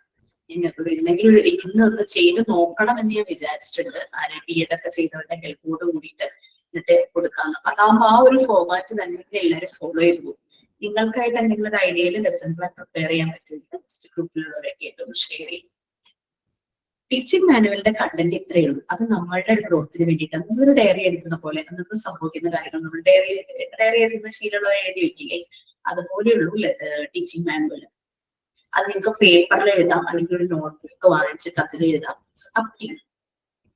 വളരെ സിമ്പിൾ ഇംഗ്ലീഷിൽ നമുക്ക് മനസ്സിലാവണം, വേറൊരാളെ കാണിക്കാനൊന്നുമല്ല, നമുക്ക് മനസ്സിലാവണം ഞാൻ എന്തൊക്കെ ആ ക്ലാസ്സിൽ ചെയ്തു. 10 ദിവസം ടീച്ചിങ് പ്രാക്ടീസ് ചെയ്ത് കഴിഞ്ഞിട്ട് കുറെ ദിവസം കഴിയുമ്പോൾ ഞാൻ അവരെന്തൊക്കെയാ പഠിപ്പിച്ച് അങ്ങനെ മറന്നു പോരുന്നുണ്ട്. ഇത് മറിച്ച് നോക്കുമ്പോൾ നമുക്ക് ഓർമ്മ വരും അന്ന് നമ്മൾ ചെയ്യിച്ച കാര്യങ്ങൾ. ഇപ്പൊ ക്ലിയർ ആയോ? പറ്റുന്നവരൊക്കെ ടീച്ചിങ് പ്രാക്ടീസ് പോകും, അല്ലാത്തവര് ട്യൂഷൻ ഉണ്ടെങ്കിൽ സ്വന്തം മക്കൾ അയൽവക്കങ്ങളിലൊക്കെ നോക്കുക. ഇനി എന്തെങ്കിലും ഉണ്ടോ? എന്തായാലും എഡ്യൂക്കേഷൻ സൈക്കോളജി തുടങ്ങാനായിട്ടുള്ള സമയമില്ല. എഡ്യൂക്കേഷണൽ സെറ്റിംഗ്സിൽ സൈക്കോളജിയുടെ ആപ്ലിക്കേഷൻ ആണ് എഡ്യൂക്കേഷണൽ സൈക്കോളജി. അപ്പൊ എഡ്യൂക്കേഷണൽ സൈക്കോളജി എന്ന് പറയുന്നത് കുട്ടികളുടെ ഡെവലപ്മെന്റിന് വേണ്ടിയിട്ടുള്ളതാണ് അല്ലെ. നമ്മൾ പണ്ടൊക്കെ സൈക്കോളജിയിൽ വെക്കുമ്പോൾ അയാൾക്ക് എന്തോ പ്രശ്നമുണ്ട്, സൈക്കോളജിസ്റ്റിനെ കാണാൻ പോയത് കേട്ടാൽ തന്നെ ഭയങ്കര പ്രോബ്ലം, ആൾക്കാരൊക്കെ ഇങ്ങനെ ചിന്തിക്കണമെന്നാണ്, അയാൾക്ക് എന്തോ മാനസിക പ്രശ്നമുണ്ട് അതുകൊണ്ടാണ് അവര് പോയത്. പക്ഷെ ഇപ്പൊ അതിന് ഒത്തിരി മാറ്റങ്ങൾ വന്നു. പോസിറ്റീവായിട്ട് ആളുകൾ സൈക്കോളജി എടുക്കാൻ തുടങ്ങി. ഒരു സൈക്കോളജിസ്റ്റിനെ കണ്ടുകൊണ്ട് കേൾക്കുമ്പോൾ പോലും നമുക്കൊന്നും ഫീൽ ചെയ്യില്ല. അതുപോലെ പ്രമുഖ കളിക്കാർ, ഫിലിം സ്റ്റാർസ്, ഇവരൊക്കെ അവരുടെ ഒരു വലിയൊരു പ്രോജക്റ്റിലേക്ക് കടക്കുന്നതിന് മുമ്പ് ഭയങ്കര ടെൻസ്ഡ് ആയിരിക്കും അല്ലെ. അവരതിന് കൊണ്ട് റിലാക്സ് ആകാനായിട്ട് ഇതുപോലെ കൗൺസിലേഴ്സ്, സൈക്കോളജിസ്റ്റുകൾ, സൈക്കോതെറാപ്പിസ്റ്റുകളെ കണ്ട് അവരൊന്ന് റിലാക്സ്ഡ് ആയി അവരുടെ എല്ലാം ഷെയർ ചെയ്തിട്ടാണ് അവർ ഇപ്പൊ കളിക്കാരാണെങ്കിൽ കളിയിലേക്ക് പോകുള്ളൂ. അത്രയും പ്രഷറാണ് അവർക്ക് ആ കളി. ഒരു മൂവിയുടെ വിജയിക്കുക എന്ന് പറഞ്ഞാൽ അതും ആ ഒരു ആക്ടറെ സംബന്ധിച്ച് സംബന്ധിച്ച് വളരെ പ്രഷറാണ് അല്ലെ. പരീക്ഷയ്ക്ക് പോകുന്നതിന് മുമ്പ് നമ്മുടെ കുട്ടികൾക്ക് ഇപ്പൊ ക്ലാസ്സസ് കൊടുക്കുന്നില്ലേ, അത് ശരിക്കും സൈക്കോളജിക്കൽ ആയിട്ടുള്ള ക്ലാസ്സസ് ആണ് കൊടുക്കുന്നത്. അപ്പം സൈക്കോളജി ഇപ്പൊ വളരെ പോസിറ്റീവ് ആയിട്ട് എടുത്തു തുടങ്ങി. അത് എഡ്യൂക്കേഷണൽ സെറ്റിംഗ്സിൽ കുട്ടികളുടെ ഡെവലപ്മെന്റിന് വേണ്ടിയിട്ടാണ്. അപ്പോൾ എഡ്യൂക്കേഷൻ സൈക്കോളജി എന്ന് പറയുന്നത് ഒരു പോസിറ്റീവ് സയൻസ് ആണ്. പിന്നെ എഡ്യൂക്കേഷൻ സെറ്റിംഗ്സ് ഇങ്ങനെ കാലാകാലം അപ്ഗ്രേഡഡ് ആയിക്കൊണ്ടിരിക്കുക, വളർന്നുകൊണ്ടിരിക്കുക. അതിനൊപ്പം എഡ്യൂക്കേഷൻ സൈക്കോളജി വളർന്നുകൊണ്ടിരിക്കുക. അപ്പൊ എഡ്യൂക്കേഷൻ സൈക്കോളജി എന്ന് പറയുന്നത് ഒരു ഗ്രോയിങ് സയൻസ് ആണ്, വളരുന്ന ഒരു സയൻസ് ആണ്. പിന്നെ എഡ്യൂക്കേഷൻ സൈക്കോളജി നമുക്കറിയാം കുട്ടികളാണ്. ഓരോ കുട്ടിയും ഓരോ സ്വഭാവത്തിലുള്ളവരാണ്. ഒരാളിൽ അപ്ലൈ ചെയ്തത് മറ്റേ ആളിൽ അപ്ലൈ ചെയ്യാൻ പറ്റില്ല. അപ്പൊ എന്താണ് തിയറീനെ ബേസ് ചെയ്ത് മാത്രം നമുക്ക് എഡ്യൂക്കേഷൻ സൈക്കോളജി അപ്ലൈ ചെയ്യാൻ പറ്റില്ല. എക്സ്പീരിയൻസസ്, പ്രാക്ടിക്കൽ ബേസ്ഡ് ആണ് എഡ്യൂക്കേഷൻ സൈക്കോളജി. അതുകൊണ്ട് എഡ്യൂക്കേഷൻ സൈക്കോളജി ഒരു നോർമേറ്റീവ് സയൻസ് അല്ല. നോർമേറ്റീവ് എന്ന് പറഞ്ഞു കഴിഞ്ഞാൽ completely focusing on theory and principle, അങ്ങനെയുള്ള സയൻസിനെയാണ് നോർമേറ്റീവ് സയൻസ് എന്ന് പറയുന്നത്. അപ്പൊ നമുക്ക് എഡ്യൂക്കേഷൻ സൈക്കോളജി ഒരു പോസിറ്റീവ് സയൻസ് ആണ്, ഒരു ഗ്രോയിങ് സയൻസ് ആണ്, ഒരു നോർമേറ്റീവ് സയൻസ് അല്ല. പിന്നെ എഡ്യൂക്കേഷൻ സെറ്റിംഗ്സിൽ സൈക്കോളജിയെ അപ്ലൈ ചെയ്തിട്ടുള്ളതാണ് education psychology. So education psychology ഒരു അപ്ലൈഡ് സയൻസ് ആണ്. എഡ്യൂക്കേഷൻ സൈക്കോളജിയുടെ ക്യാരക്ടറിസ്റ്റിക്സ് മനസ്സിലായോ? എഡ്യൂക്കേഷൻ സൈക്കോളജി ഒരു അപ്ലൈഡ് സയൻസ് ആണ്. എഡ്യൂക്കേഷൻ സൈക്കോളജി ഒരു ഗ്രോയിങ് സയൻസ് ആണ്.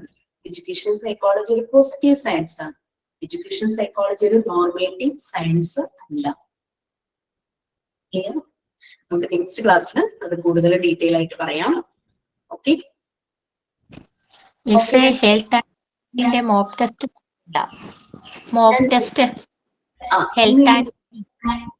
ഇത് എനിക്ക് ഡീറ്റെയിൽസ് തന്നിട്ടുണ്ട്. ഞാൻ ഇപ്പൊ അവർക്ക് ആ ഡീറ്റെയിൽസ് എല്ലാം കഴിവോടെ കൊടുത്തിട്ടുണ്ട്. കിട്ടാത്ത ചാപ്റ്ററിന്റെ എല്ലാം ഡീറ്റെയിൽസ് കൊടുത്തിട്ടുണ്ട്. ആ കുട്ടിയുടെ മെസ്സേജ്, ടെക്നിക്കൽ ഒരു കുട്ടിയെ ചെയ്യുന്ന കുട്ടിയുടെ മെസ്സേജ് എനിക്ക് വന്നു കിടക്കുന്നുണ്ട്. ക്ലാസ് ആയത് കാരണം ഞാൻ അറ്റൻഡ് ചെയ്യാത്തതാ. ഞാൻ ഇപ്പൊ തന്നെ ക്ലാസ്സിൽ നൽകുമ്പോൾ ചോദിച്ചോളാം. കിട്ടും ഈ ആഴ്ച പിന്നെ കിട്ടും. മാം ഇന്ന് സ്മാർട്ട് സിറ്റിയുടെ പ്ലാറ്റ്ഫോമിലാണോ വന്നിരിക്കുന്നത്? എന്തോ ഇൻസ്റ്റിറ്റ്യൂഷനിലാണോ വന്നിരിക്കുന്നത് മാം ഇന്ന്? അതെ ഇന്ന് എനിക്ക് ഇൻസ്റ്റിറ്റ്യൂഷനിൽ വരേണ്ട ആവശ്യമുണ്ടായിരുന്നു. അപ്പൊ ഫസ്റ്റ് ക്ലാസ് 11:30 ആയിരുന്നു. 12:30 ക്ലാസ് കഴിഞ്ഞ് ലഞ്ച് കഴിച്ചിട്ട് ഞാൻ നേരെ ഇങ്ങോട്ട് പോകുന്നു. പിന്നെ വേറെന്ത് പറയാൻ പിന്നെ ഒരു കാര്യം കൂടെ ശ്രദ്ധിക്കുക, നിങ്ങളുടെ പാർട്ട് 2 എഡ്യൂക്കേഷൻ സൈക്കോളജിയും കൂടെ എടുത്തു കഴിഞ്ഞ് ഇൻഡിവിജ്വൽ ഡിഫറൻസസിന്റെ കൂടെ കംപ്ലീറ്റ് ചെയ്യുന്ന പാർട്ട് 2 കഴിയും. പാർട്ട് 1 and 2 കഴിയുമ്പോൾ നമ്മളുടെ ടേം 1 എക്സാമിനേഷൻ ആണ്. അത് ഓർത്തു പോകും. ഡേറ്റ് എന്നായിരിക്കും മിസ്സേ? ഡേറ്റ് അറിയിക്കും. ഡേറ്റ് ഇതുവരെ കൺഫേം ആയിട്ടുള്ള ഡേറ്റ് അറിയിക്കും. പോർഷൻ തീരുന്നത് നമ്മൾ പറയുമ്പോഴാണ് ഡേറ്റ് വരുന്നത്. അതുകൂടെ ഓർത്തോളൂ കേട്ടോ. മിസ്സേ സൈക്കോളജിക്കൽ ഫസ്റ്റ് എയ്ഡിന്റെ കൂടി മോക്ക് ടെസ്റ്റ് തന്നേരം കേട്ടോ മിസ്സേ. തരാലോ.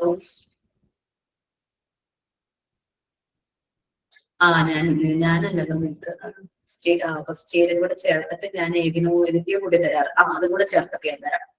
അത് സെപ്പറേറ്റ് തരാം. കാരണം ഞാൻ ഫസ്റ്റ് എയ്ഡ് എടുത്ത ക്ലാസ്സുകൾക്ക് സൈക്കോളജിക്കൽ ഫസ്റ്റ് എയ്ഡും കൂടെ ചേർത്തിട്ടായിരുന്നു ക്വസ്റ്റ്യൻ കൊടുത്തത്. ഫസ്റ്റ് എയ്ഡ് ഞാനല്ലോ എടുത്തേക്കാണോ? അപ്പൊ പിന്നെ നിങ്ങൾക്ക് PFAയുടെ ക്വസ്റ്റ്യൻസ് സെപ്പറേറ്റ് തരേണ്ട വരും. തരാം. Okay fine. Okay bye. Sign out ചെയ്തോട്ടെ.